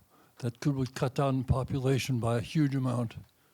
Is that anywhere on the horizon, or is anybody even considering? It seems like a very humane and appropriate thing. Cash bail. There's been a bill every year that I've been in the legislature for that, but the question I think I would have for you is what's the viability of it? Because every time we introduce these bills, they don't go anywhere, you know? And that's not, the Department of Corrections is the last stop on the train. They have to house who is sent to them.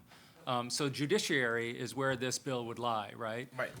And I don't see a lot of appetite in that committee for ending cash bail, especially within the political climate of, we are, pragmatically speaking, the energy in that building, the energy that I hear in and around me is, we have to, throw them away and let's not look at them anymore. That's essentially the I don't think there's mentality. going to be an appetite for it, even though there's a group of us fighting for it. But Let me just do the numbers here.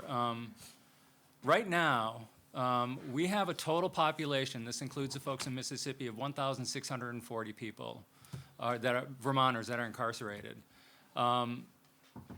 Female population is 173. Female detainees is 77. These are people who are being incarcerated, to Brian's point, in a jail, right? They're not in a detention facility, they're in a prison, who have not had their due process. And a lot of them are gonna be there for longer than what their minimum sentence would be once they get their court date. So 77 of the 173 women right now are detainees. They have not been sentenced. Men, our male population is, in-state is 1317, and the male detained population is 466. So 466 plus 77, somebody do the math, that's more than 500 beds. And if we could fix the detainee situation, this is a judiciary bottleneck, right? This is, and that's only gonna get worse because the governor just set up a fast-track court system here in Chittenden County. Those folks are all gonna be detained, all of them. they are being detained right now. I'm watching them being rounded up off the streets just for being homeless, not even being caught with drugs. So this is not gonna go away anytime soon.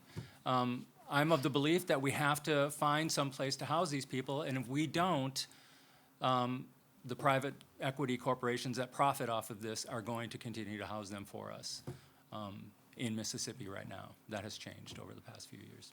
Yeah. Other questions? I have a question. Yes, go ahead. What about ICE detainees? How is that affecting the prison population?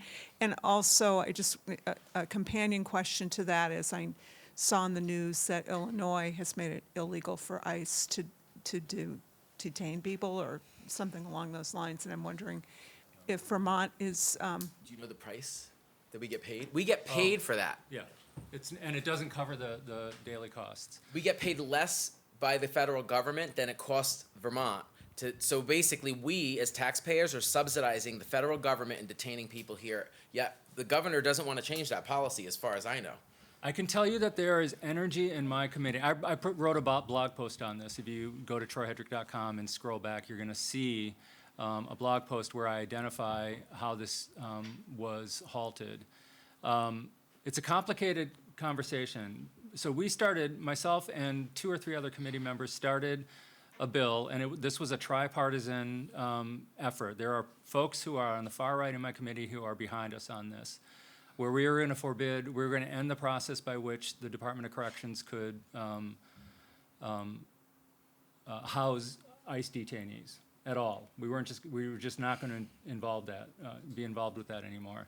Now there are federal detainees who have committed federal crimes and are going to be tried in Vermont. They should be here, right? This is where their lawyers are. This is probably where the support networks are. ICE detainees are a different conversation. They're still considered federal detainees. However, the advocacy groups that I trust, Vermont Asylum Assistance Project, ACLU, were very interested in keeping ICE detainees in Vermont because, one, we have a more friendly federal court where these folks are going to be eventually tried. And if we can keep them in Vermont, that might be advantageous. And we have an incredibly robust support system for our ICE detainees who can get in there, speak their language with them, get legal representation to them. So the advocacy groups are telling us there might be some benefit to not ending that contract. So that's where it stalled. The unfortunate piece is the Department of Corrections was forbidden from the governor from even talking to us, to our committee about it. And that's what I wrote about. This was middle of the session last year. There's not a lot. 8 or 9 women, perhaps, is a high number on any given day of ICE detainees. We're finding, starting now to ship them out to Louisiana and Texas quicker than what they were doing. I think that's a question that we're going to have to wrestle with this session. Men, I don't know the numbers. It's probably a little higher than that, 10 to 20 perhaps. But yeah, they're taking up beds, absolutely. And they're in general population. They are with all the other Vermonters, yeah. So do either of you know about the law that Illinois just passed, the state of Illinois, that has to do with making it illegal for ICE to operate? Right. I mean, and Vermont has similar laws where they can't intercept. I don't know the Illinois law. I do know that the contract that Vermont has with ICE was up in August, and we were hoping that it would just quietly go away. It didn't. He re-signed another contract. The governor re-signed another contract. Yeah, so I don't know enough about the Illinois law. Right now, Vermont law enforcement cannot assist ICE. They can't call ICE when they've pulled over somebody who perhaps may be a migrant themselves. There's not a lot of cooperation between Vermont law enforcement and ICE. There is still cooperation between the Department of Corrections and ICE. I took a note so I can research that law, and maybe next month I could report back, or at the very least email you, Lisa. So. I would just urge the legislature to do whatever you can to make it very difficult for ICE to operate in Vermont. Thank you. Other folks, comments or questions, issues you would like them to have on their minds during the session? Yes, Jonathan?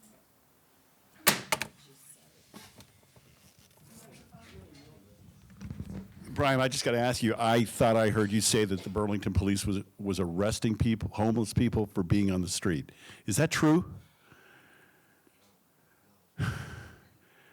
Just criminalizing homelessness. That's what I heard you say. That is happening. Is it? It is happening. To whom? Where? So I'll tell you a story. I'll tell you a story to illustrate it. We heard this week that, so we being the People's Kitchen, gave a tent to a man in a wheelchair with one leg who is living out in this, whatever this temperature has been the last week, -1 to 20. We gave him an ice fishing shack to live in. He set it up near the bus stop. He told us that the Burlington police took the tent from him, although the mayor's staff says and the police say they don't do this. So then we found out the DPW took the tent. So the police came, the police told him he couldn't be there, told him he couldn't be anywhere. The DPW took all of his stuff and left a man in a wheelchair with nothing on the street. Then we heard that people were getting arrested, so then we learned that a lot of times they get taken to the hospital because they're out in the cold getting frostbite and dying, and then the hospital no trespasses them, and then they get arrested there by the police and taken off to the jail.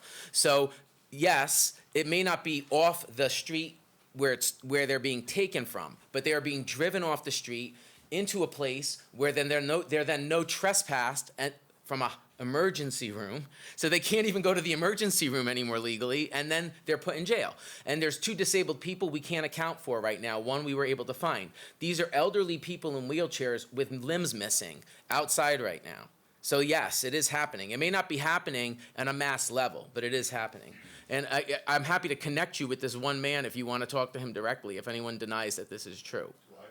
I guess I'd just like to see the police reports. I'm that sure should be simple. that can be found. Yeah. Thanks.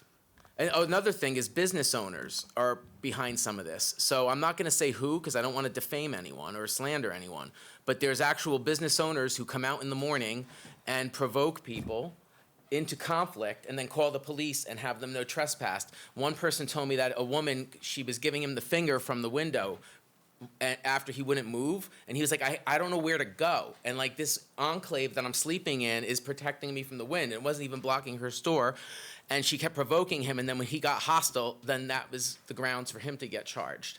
So we also heard stories, and I really don't want to say this, but it needs to be known, of people being urinated on by people coming to work in the morning. So they wake up to being urinated on by someone.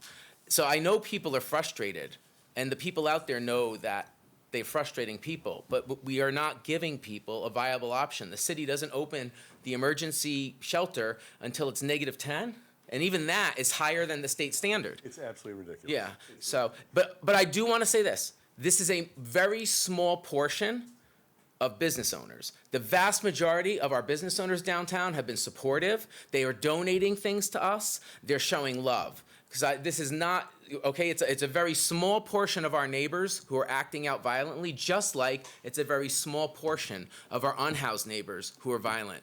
And I got attacked last week by a woman. She smashed me in the head with a vodka bottle for no reason. That has happened to me once in the last year and a half of serving food. So I just want this to be known that the violence shouldn't be getting the attention. We should be celebrating the love in our community, and that's what we should be building on, so. Thank you. Yeah. Other comments or questions? Catherine. You have a mic. Thank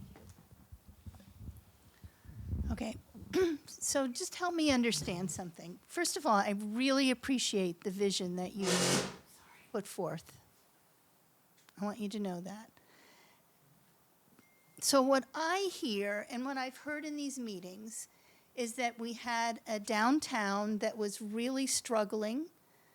There was some chronic crime by a small group of people that caused a lot of negativity in the downtown area, so that, you know, people were not going downtown, all of that. And so I understand that the police department, the mayor asked the police department to step up with City Hall and all of the stuff that was done there. And then finally the mayor and the governor came together and created this temporary court system that was going to, I guess, prosecute these people that were chronically shoplifting and doing all these other things. What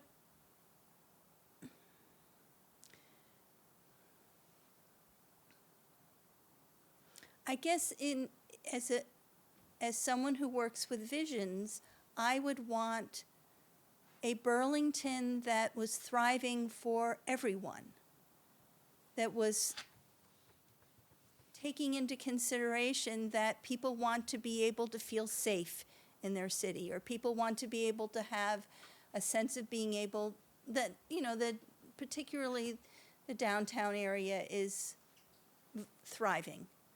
I mean, I personally feel that if Burlington were to really crumble, the state would crumble. That there's, that is, I don't know. I just don't know what to think. I don't know what to think. I don't know if I'm making any sense, but. And for me, there's sort of two questions there. The Okay. first one is incarceration the answer in those Right. situations? Yep. And we could have that conversation, and we could probably debate that conversation for a very long time. In my seat on the corrections committee, pragmatically speaking, it's becoming the answer more and more and more. And that means we are incarcerating more people. The numbers absolutely validate that. Okay. I'm worried about how we treat them once they've become incarcerated. Okay. Right now, it's incredibly inhumane. And I would say that incarceration is one of the most expensive, least effective practices of government. I'm not saying that we shouldn't hold people accountable. It's just the current practice of incarceration makes the problem worse if you look at the numbers. What I'm proposing in my vision is a redevelopment of a city block in in coordination with the existing redevelopment that private developers are doing. We have the blocks adjacent to the Costello Courthouse. Millions and millions of dollars are being invested in building a variety of housing there. Maybe it's not as affordable as many of us want, but it's housing. The city's going to redo the streetscapes. The state should step up and redevelop the land around the courthouse and build supportive housing and build, instead of spending money on a carceral facility, we could build a detention facility that if you look at, and I'll be coming forward with more detail, but if you look at what New York City's doing, when a person gets detained for a few days, there are social workers and providers working with them to figure out what services they need to prevent them from further trouble if indeed they did something wrong. And if they didn't, a person who's kind of caught up in the system is in a dormitory near their home where they can continue to go to work with supervision, continue to have family conflict. Well, they may have that, but contact, hey, family conflict's good if you're working through it, But my point, it's better than being isolated from your family, which now if one of us made a mistake tonight, like ran a stop sign and accidentally hit a drunk college kid or something, I would go to St. Albans to jail for possibly months. Why? If you know what I mean? Put me in a detention dormitory and figure out what happened. And you know what? Yes, maybe I didn't run a stop sign. Maybe someone walked out in front of let's do that. Let's say I didn't run a stop sign. Let's say an accident truly happened. Why should someone be put in a prison and have their whole life ruined for an accident or for being in the wrong place at the wrong time? A detention dormitory would allow the system to rapidly figure out what's going on. And I've met with judges from the treatment court, and they can't support an idea. But what they can do is weigh in on whether it's viable, desirable, or feasible. And what I've heard is this is desirable. They need more information to know if it's viable or feasible. So that's something, but the idea isn't about letting people get away with things. It's about holding people accountable in a way that provides the care that they need to address the issue that caused the harm and to give them opportunities to fix the harm. So I got that, and I would suggest that there be steps. Because often what we do is that we react to a situation, to a crisis. We've reacted to the crisis of Burlington. We set something up. It's thought of, it doesn't work for people. You need to have if you have this great vision, it's going to take a while to get to this great vision. Yeah. How can you have these steps that lead to that vision? That's a good question. Without undermining the quality, the morality that stands behind the vision in the first place. Yeah. Well, I think what my short answer would be that the bill I'm proposing would be a one-year study involving extensive community engagement in the neighborhood around the development and coming forward with a proposal based on a year of engagement with the community. But then we would need to build it within a year, and people might say that's impossible. But I just went to Seattle to study their architecture and their observation deck, the Space Needle. They got the zoning approved on the Space Needle, and 6 months later it was finished. So if you plan things right, if we spend a year properly planning this development, it can be rapidly constructed. So by the time our core civic contract expires, we can move everyone home. But what you said about steps, I think you're right.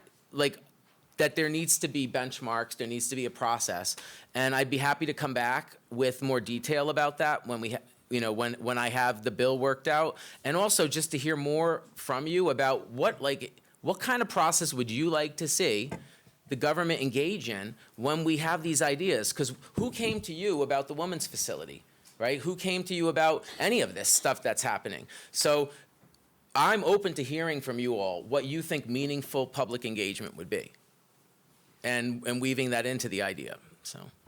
I need us to move apologetic to our final presenters.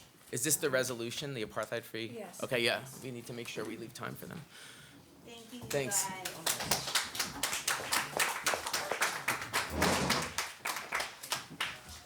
Got to hear you twice tonight. That's true.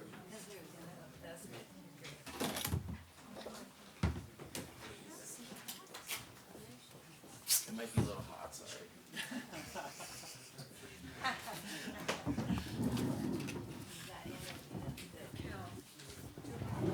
I am just going to quickly start this because we are way beyond time. So I'm Kathy Alwell. I live here on North Prospect, and I'm a member of the Vermont Coalition for Palestinian Liberation. And this is Paul Fleckenstein and Amy Milanovsky, and they will both be presenting tonight. Okay, that's it. All right, well. I don't want to be thanks, long. Thanks, Kathy. All right, it's going to set my clock here. Yeah, so Paul Fleckenstein, I'm part of the Apartheid-Free Community Organizing Committee in Burlington, and we've been working to get the Apartheid-Free Community pledge on the Burlington ballot. We have 800 signatures on an open letter right now making that demand. We have a few slides. We're going to go through a couple different things. I want to start out stepping back to look at some of the bigger picture that we are looking at right now.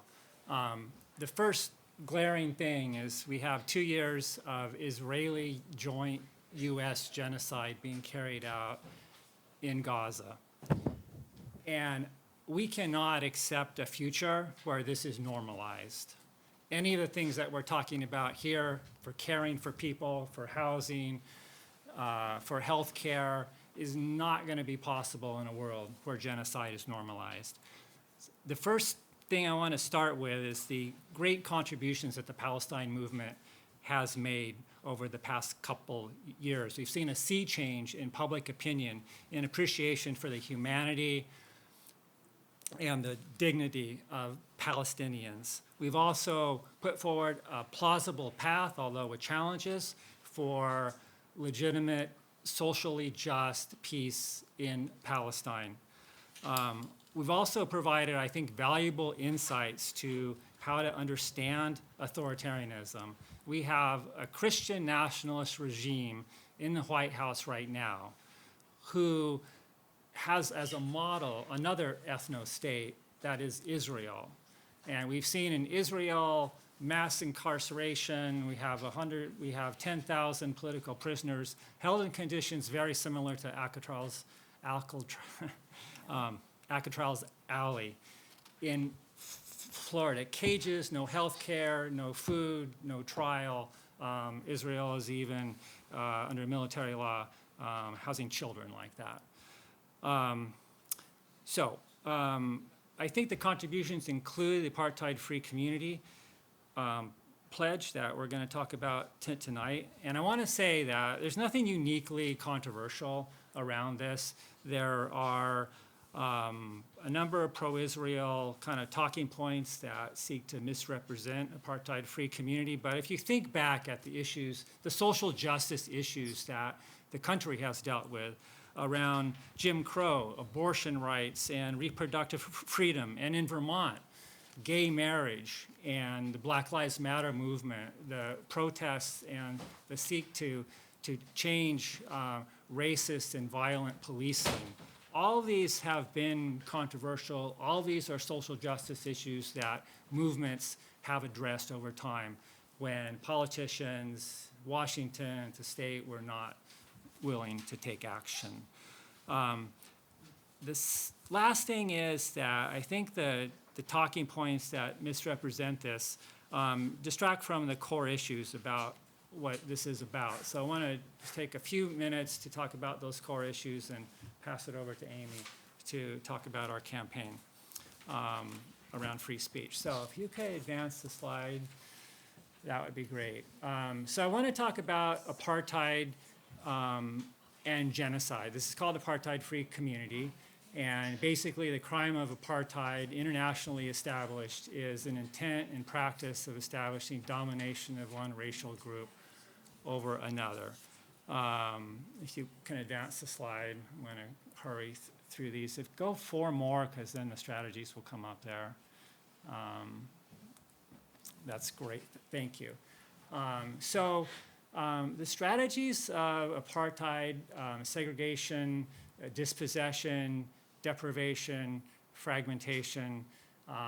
Across Israel, we see differential access to housing, to education, differential political rights, travel restrictions, severe restrictions on political expression for Palestinians, military law for large portions of the population, no right to vote, no due process, and on and on. So I think there are hundreds of policies and laws that establish apartheid in Israel. Advance the slide. Couple more until all these things show up. That's good. Okay, so Amnesty International, groups we're all familiar with, Human Rights Watch, Israeli Human Rights Organization, B'Tselem, have all determined that Israel practices apartheid, is an apartheid state. Next slide. Keep going. Okay. No, back one. Thank you. Israel itself, in the 2018 Basic Law, codified Israel as an apartheid state. It's called Israel as the nation state of the Jewish people. It says Israel is the historical homeland of the Jewish people. The right of self-determination in the state of Israel is unique to the Jewish people. So this says one group of people has rights, the other does not. And this is a basic law passed by a big majority in the Israeli legislature. And this is what catalyzed all the other human rights groups issuing reports codifying Israel as an apartheid state. Next slide. The other part of this is settler colonialism. This is part of the Apartheid-Free Community Pledge. Here you can see that nothing started in October of 2023, right? So Zionist colonization of Palestine is a 100-year project, and you can see the declining segments of Palestinian land from 1947 to 2023. Now, half of Gaza is gone from that map. And you can see the time from 67 to 2023, that's the period of the so-called peace process, the two-state solution, and that has actually facilitated further ethnic cleansing in Palestine. Next slide. And I'll wrap up with this one. So genocide is the last one, the deliberate systematic destruction of a group or people. Amnesty International, B'Tselem, Human Rights Watch have all determined that this is genocide, including recently the International Association of Genocide Scholars. So this is what we cannot accept. And I think that's the last one. Go one more. Keep going. Please fill in. Okay, that's it. Amy. Awesome. Okay, so thanks, Sarah. I can go ahead. To the next slide. Cool. So the Vermont Coalition for Palestinian Liberation is basically organizations and folks who are working for a free Palestine. You can go ahead. Something that I want to really talk about is the fact that Palestine is a local issue. And so there's a number of reasons, but one of them is that our tax dollars are being used to fund death over there rather than fund life here. So you can go to notmytaxdollars.org, and you can see an estimate of how much Vermonters and then Burlingtonians are sending in military funding to Israel. And this is just 2024.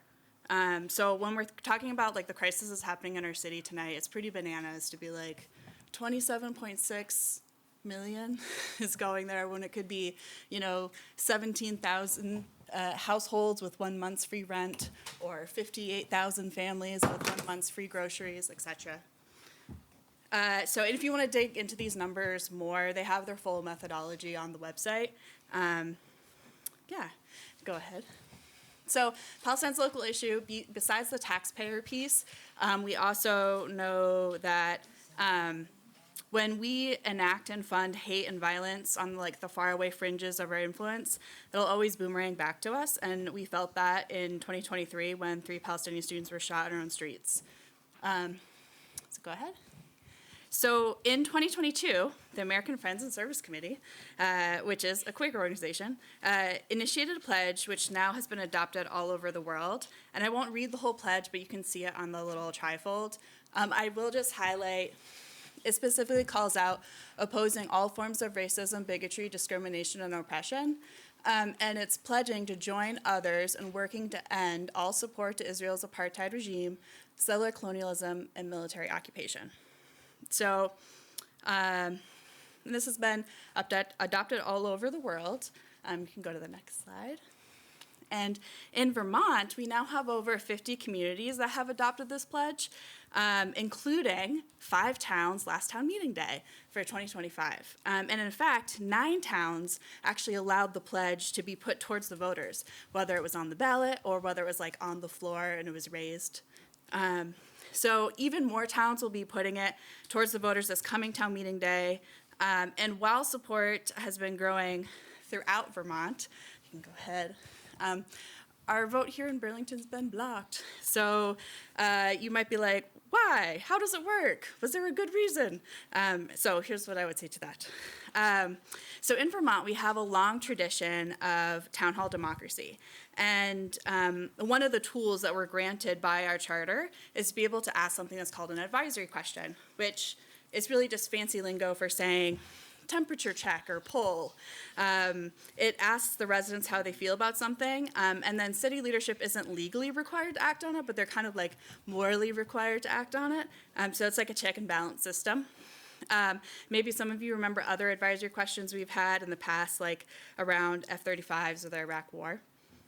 So in order for an advisory question to get on the ballot, our city charter says that we have to get a sufficient amount of signatures, and for us that's 5% of all the voters. And if anybody in this room has done that, it's a lot of time out in the cold talking to neighbors to do that. So 2 years in a row, the coalition did those conversations. They got enough signatures to put AFC on the ballot, but when the time came to sort of like stamp approval and put it on the ballot, the Democrats on the city council blocked it. So you can go ahead. Meanwhile, beyond Burlington, cities and towns are really taking action. So at this point, Burlington is like quite behind. We're not leading the way on this. These are just a few quick examples that could fit on this map, but there are others. Palestinians have made it very clear that the thing that we can do to help is having campaigns around boycott, divestment, and sanctions, which is referred to as BDS.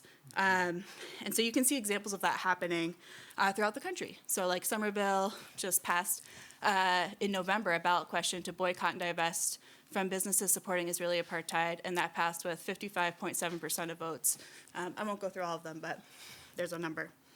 Go ahead. So that brings us to where we are. We've already proven twice that Burlingtonians want this on the ballot. They want to be able to have conversations with their neighbors and then have their voice heard on it. So this time, we created an open letter that you can sign publicly calling on City Council, but specifically the Democrats who've blocked it historically, to stop blocking the question and put it on the March 2026 town meeting day ballot. And this past April, the council actually unanimously approved a resolution that was supporting free speech on Palestine. So it feels timely to sort of like rectify the fact that our free speech rights have been denied around this in the past. So what can you do? Next one. This is my last slide. So you can sign the open letter yourself if you have not already. You can also email your city councilors and demand the right to vote on AFC or thank them for their support. As far as I know, the last standing position I know of, Councilor Newbeezer is in favor of this going on the ballot, and I believe Councilor Schachter is not in favor, but you can talk to them and hear if their positions have developed. Yep.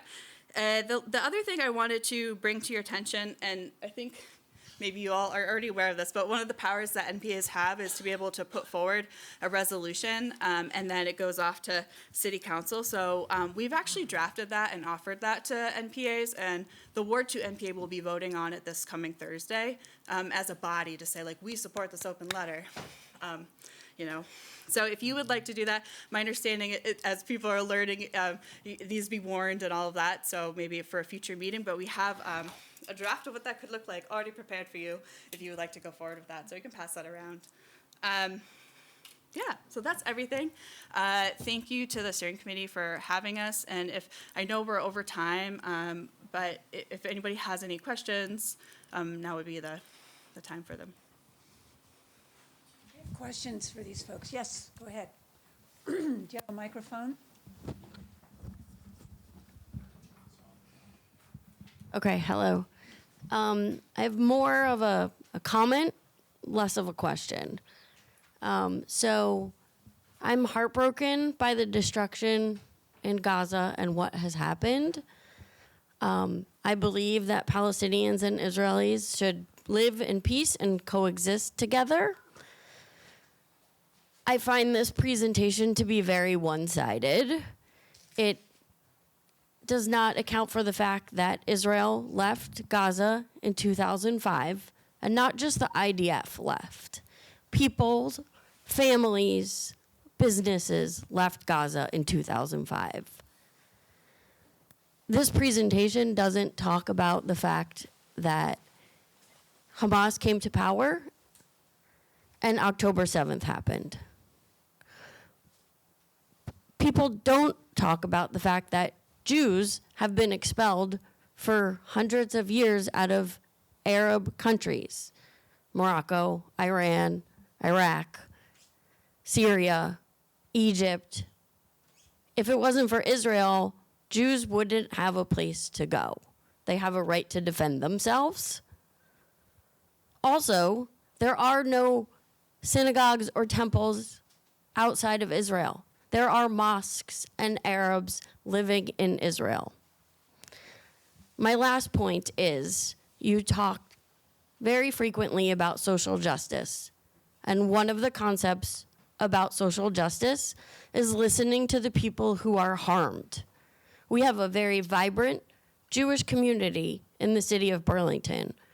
I have been involved in speaking out about BDS since 2021, when this was first brought to the city council. The Jewish community has said over and over that this harms us. So why, when the Jews in Burlington say this harms us, that one social justice concept is ignored? This harms the city of Burlington. I strongly encourage the NPA to not sign this resolution. Thank you. Other comments or questions? Allie, did you have your hand? Yes, Allie, go ahead. Hello, bear with me. I'm going to read because I have a few things I want to make sure to say. First, I'm very glad. Thank you to the organizers for being here, for the hard work, gathering the thousands of signatures 2 years in a row. It's a huge deal. It's a tremendous amount of work, and I absolutely acknowledge that. And what I really wanted to sort of take a few minutes to name is that this has historically just been a really difficult issue and conversation for us to work through as a community. I've personally experienced harassment and violent threats pertaining to this issue. I know others on all sides, whatever you call that, have as well. I condemn all of it in the most forceful possible terms. This issue seems to have a way of drawing us further from each other at a time when, truthfully, we need to be coming together in community and in solidarity more than ever. We have a lot of issues facing our community and our country. And so my plea to all of us in this room tonight and moving forward is that we find ways to come together, even and most importantly, when it's hard. Our shared humanity must prevail. We need to make America kind again, and I think that can start in this room tonight. And I also want to acknowledge, without a doubt, that Palestinians and Israelis alike deserve to live in safety. This is non-negotiable. It's not up for debate. I firmly and deeply believe that a future with equal rights for all people, including Palestinians and Israelis, is the only future that is truly sustainable and leads to a lasting peace. Research shows it's also what the majority of both Palestinians and Israelis want, peaceful coexistence. So I hope we can continue to find ways to model that peace right here in our own community. And before going any further and to discuss sort of anything more about the pledge, I do want to just transparently and with permission from Council President Travers share some remarks that he shared at the most recent Ward 5 NPA meeting. And I find these a little hard, like trigger warning, I find some of this hard to hear. But for a third year in a row, we are being brought, this question is being brought forward to the ballot. And as long as, this is Ben, I'm quoting Ben, as long as I am council president, I will not place this item on a meeting agenda, and I offer commentary to explain why. When deciding whether to place a question on our town meeting day ballot, my minimum standard is that members of our community must be able to discuss it openly and safely without fear of retaliation. This standard has historically not been met here. Over the past 2 years, a majority of the council, and this was before I was on council, has declined to place this question on the ballot. For some councilors, including Ben, this decision has been motivated by a desire to protect our ballot and our community from unnecessary divisiveness. For others, the priority has been to focus on local government issues and local issues rather than international affairs. Whatever the reasons, the responses councilors have received have too often been severe. And I'm reading as though I'm Ben here. In the past, when I declined to place this question on the ballot, I received an anonymous phone call asking, "How much did the Jews pay you for your vote?" Another caller wished that my family and I burn in hell. A third threatened that I was being watched wherever I went. Many emails accused me and my colleagues of being racist, pro-genocide, and baby killers. I received a vile anti-Semitic letter in my mailbox, which my wife and I fortunately retrieved before our children came home from school. Once, when I asked rhetorically during a city hall meeting whether someone displaying a vote no sign on this question might have it torn out of their lawn or be threatened, some audience members actually responded back, yes, and yes. And I'm still talking as Ben. I personally know many of the individuals advocating for this question. I respect their commitment, and I trust they condemn this behavior, as I've just described, as strongly as I do. It's worth noting, however, that despite bringing this proposal forward 3 times, its main organizers have made no effort to collaborate with city councilors to craft language that is less divisive and more consistent with our local responsibilities.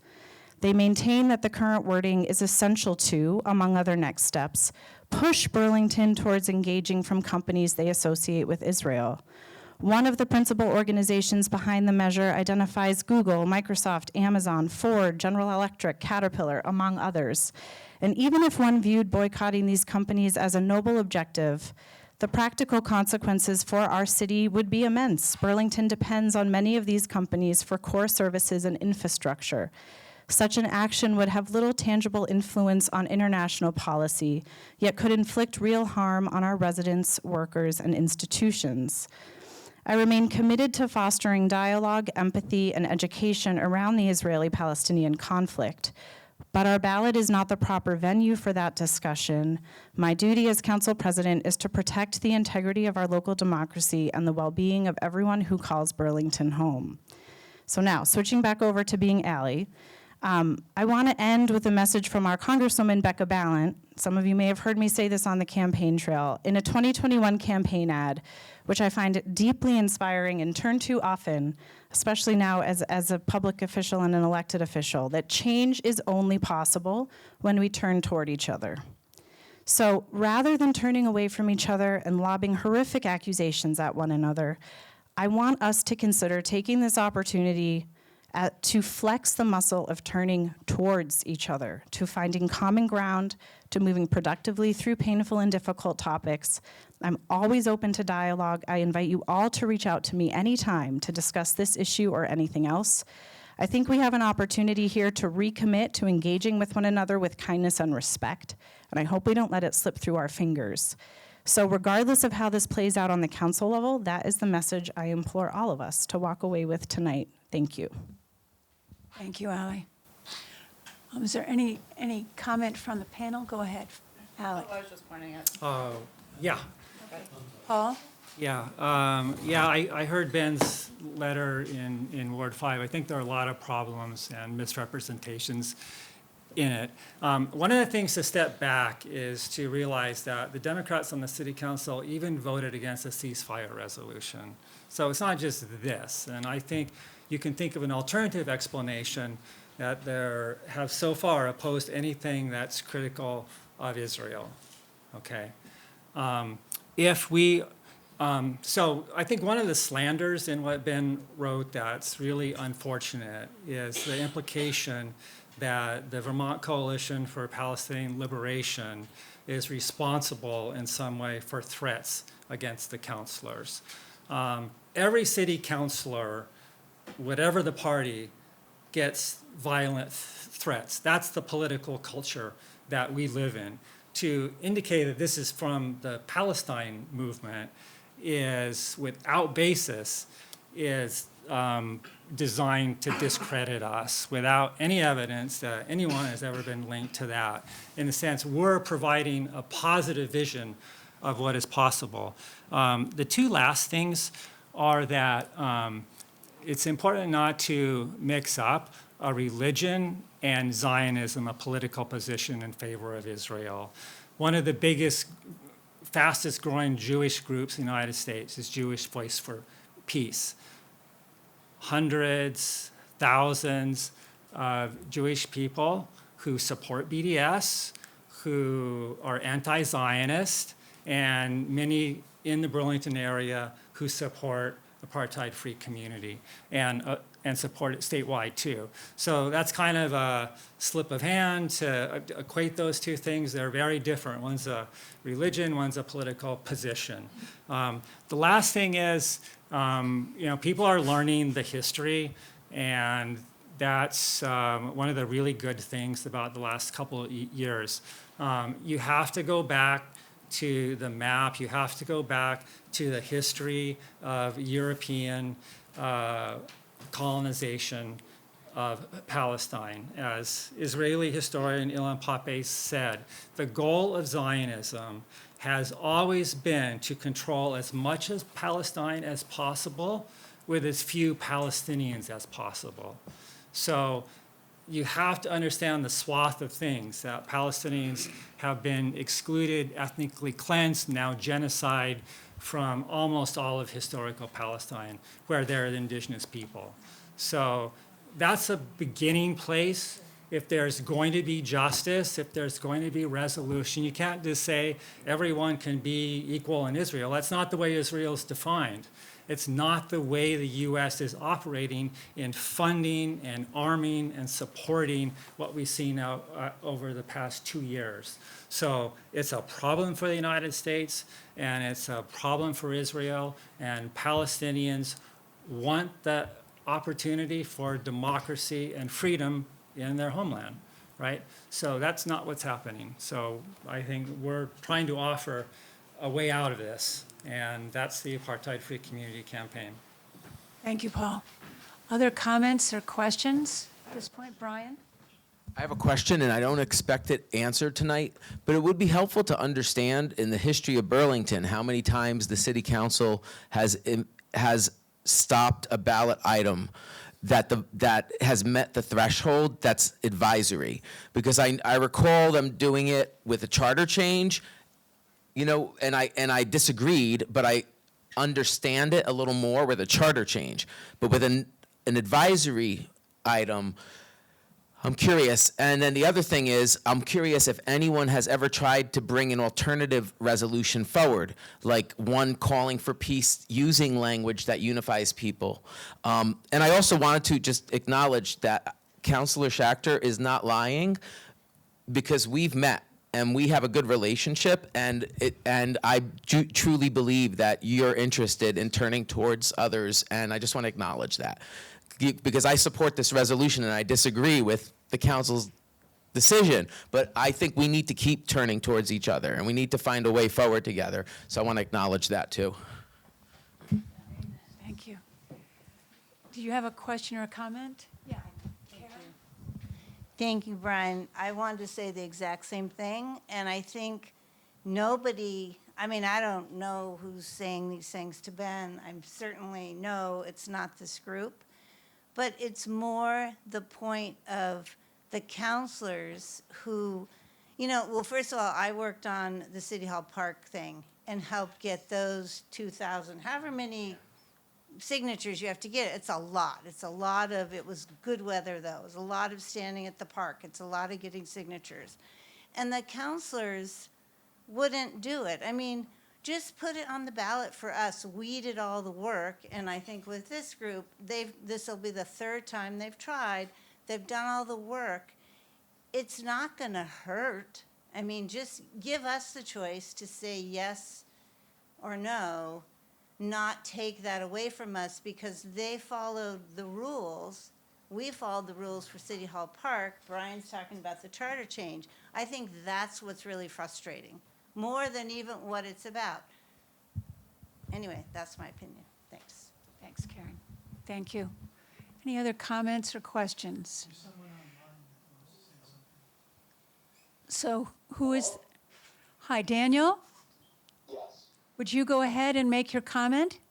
Hi, my name is Daniel Goldstein. I live on Loomis Street. I think that one of the most important things to understand when informing yourself on this side of the, you know, American politic right now, based on this issue of Palestine versus Israel, is the history of my people. Both sides of my family came to America sometime in 1870 in response to the pogroms. If you don't know what the pogroms are, they predate the Holocaust by about 70 years, and they are a series of somewhat state-funded and sponsored, but somewhat anonymous, essentially mobs to run the Jews out of Eastern Europe. What then followed, obviously, was the Holocaust, which I'm sure everyone is familiar with. The exodus of Jews from the Middle East only happened prior to the establishment of the State of Israel, after the expulsion of a few million Palestinians in what is known as the Nabka. The idea that Islamic anti-Semitism exists in anywhere the same sphere as the very old, very prevalent European anti-Semitism is one of the most common myths I see that misrepresents my people's history and sort of obfuscates the issue between Israelis and Arabs. Palestinians, Iranians, Afghanistan, Lebanon, all of these places that sometimes get flack for being anti-Semitic have not done it to the extent or to the reasoning that white Europeans did in the 20th century, and in some sense continue. So I do not know who wrote those letters to Ben, but I think that that often informs the view of people who think my people control the government, control the economy. Most often, it is not Arabic. It just historically has not come from them. And they are not the ones that continue that stereotype. Do with that information what you will. Thank you, Daniel, very, very much. Out of respect for your time, thank you all so much for staying beyond. Okay, Jason. Is there a mic over there for Jason? Yeah, so I understand this is a very divisive issue, but I just wanted to make the comment that I have friends and family that are Jewish, and they live in this community, in this ward, and they've been made to feel very uncomfortable many times and feel unsafe. And so to say that you should expect that because you're an elected official, or that's why it's happening, that's a misrepresentation. And so, you have mentioned about all these misrepresentations. I found some stuff there misrepresented. It's a very complicated issue. And you put up a lot of things that you say were for equity and freedom or whatever, but in the end it just blames Israel. And you don't mention any other place in the world where this is happening. You don't do that. It's a focus directly on Israel. And we have a synagogue right across the street and a Jewish community here. And it impacts them directly when you do this. Now, if it was all civil conversation, I'd be for it. But in reality, that's not what's happening. So that's my thoughts. I just want to say. Kathy, could you use a mic? It is Yeah. also directed at our own country and what they are doing in this. This is not just at Israel. It is the United States and what the U.S. imperialism has done in many other countries, as well as our own. We haven't dealt with what we did to the Native Americans, what we did during Jim Crow. That is all, and I think that we need to be looking at ourselves as well, because we're over there. We're the ones giving them the money to do this, and they have a fascist sitting in their head just as we do here. So this is not saying only Jews, and that's what bothers me.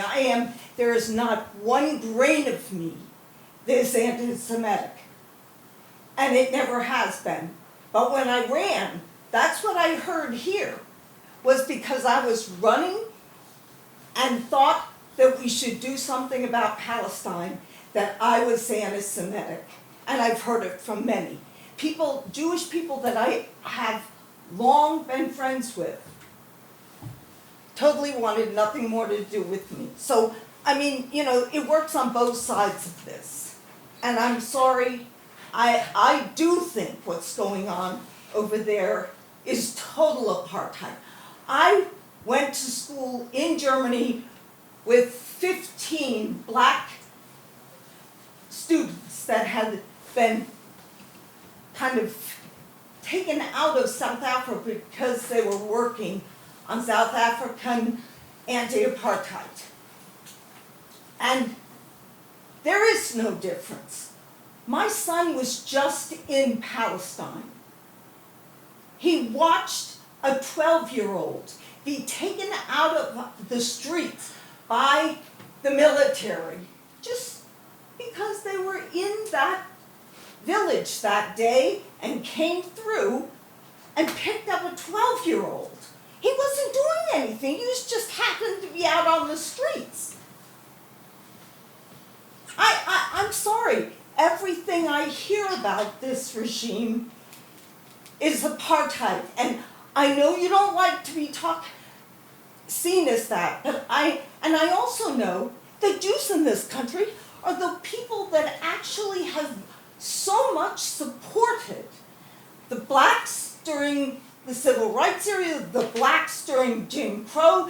It was Jewish professors that went down south, because I grew up in North Carolina in the 50s. And it was Jewish professors that went down to the south so that those university or colleges could be started and opened.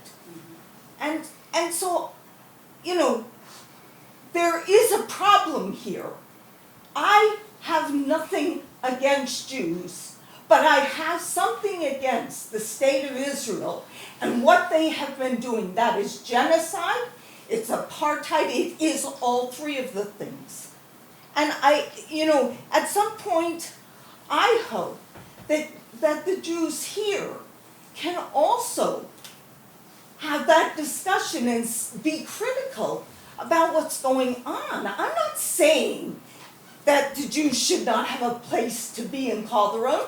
I lived in Germany in the 70s. I know exactly what they went through in the Holocaust. So I guess I worry that we see this as one side or the other, instead of actually seeing that this is critique of fascist governments and what they do. And I'm afraid we are soon going to find out what that's like right here. I want to interrupt here. As your facilitator, I want to issue my total respect for the way you all have responded to one another. And I hope that you all see alternative ways, that there are lots of ways of giving your opinion and giving your feedback. You've been good listeners. You've been respectful participants. I think there are ways that we need to figure out to be together and have these conversations with or without a resolution, with or without a letter. This is an ongoing conversation we need to commit ourselves to and figure out how, perhaps through NPAs or other ways throughout the city. I know that it's important to the mayor. I know that it's important to Ally and other city councilors for us to be creative and figure out ways that we can be together and have these hard conversations so that we truly continue to hear one another. I'm going to end it here. I thank you all very, very, very much.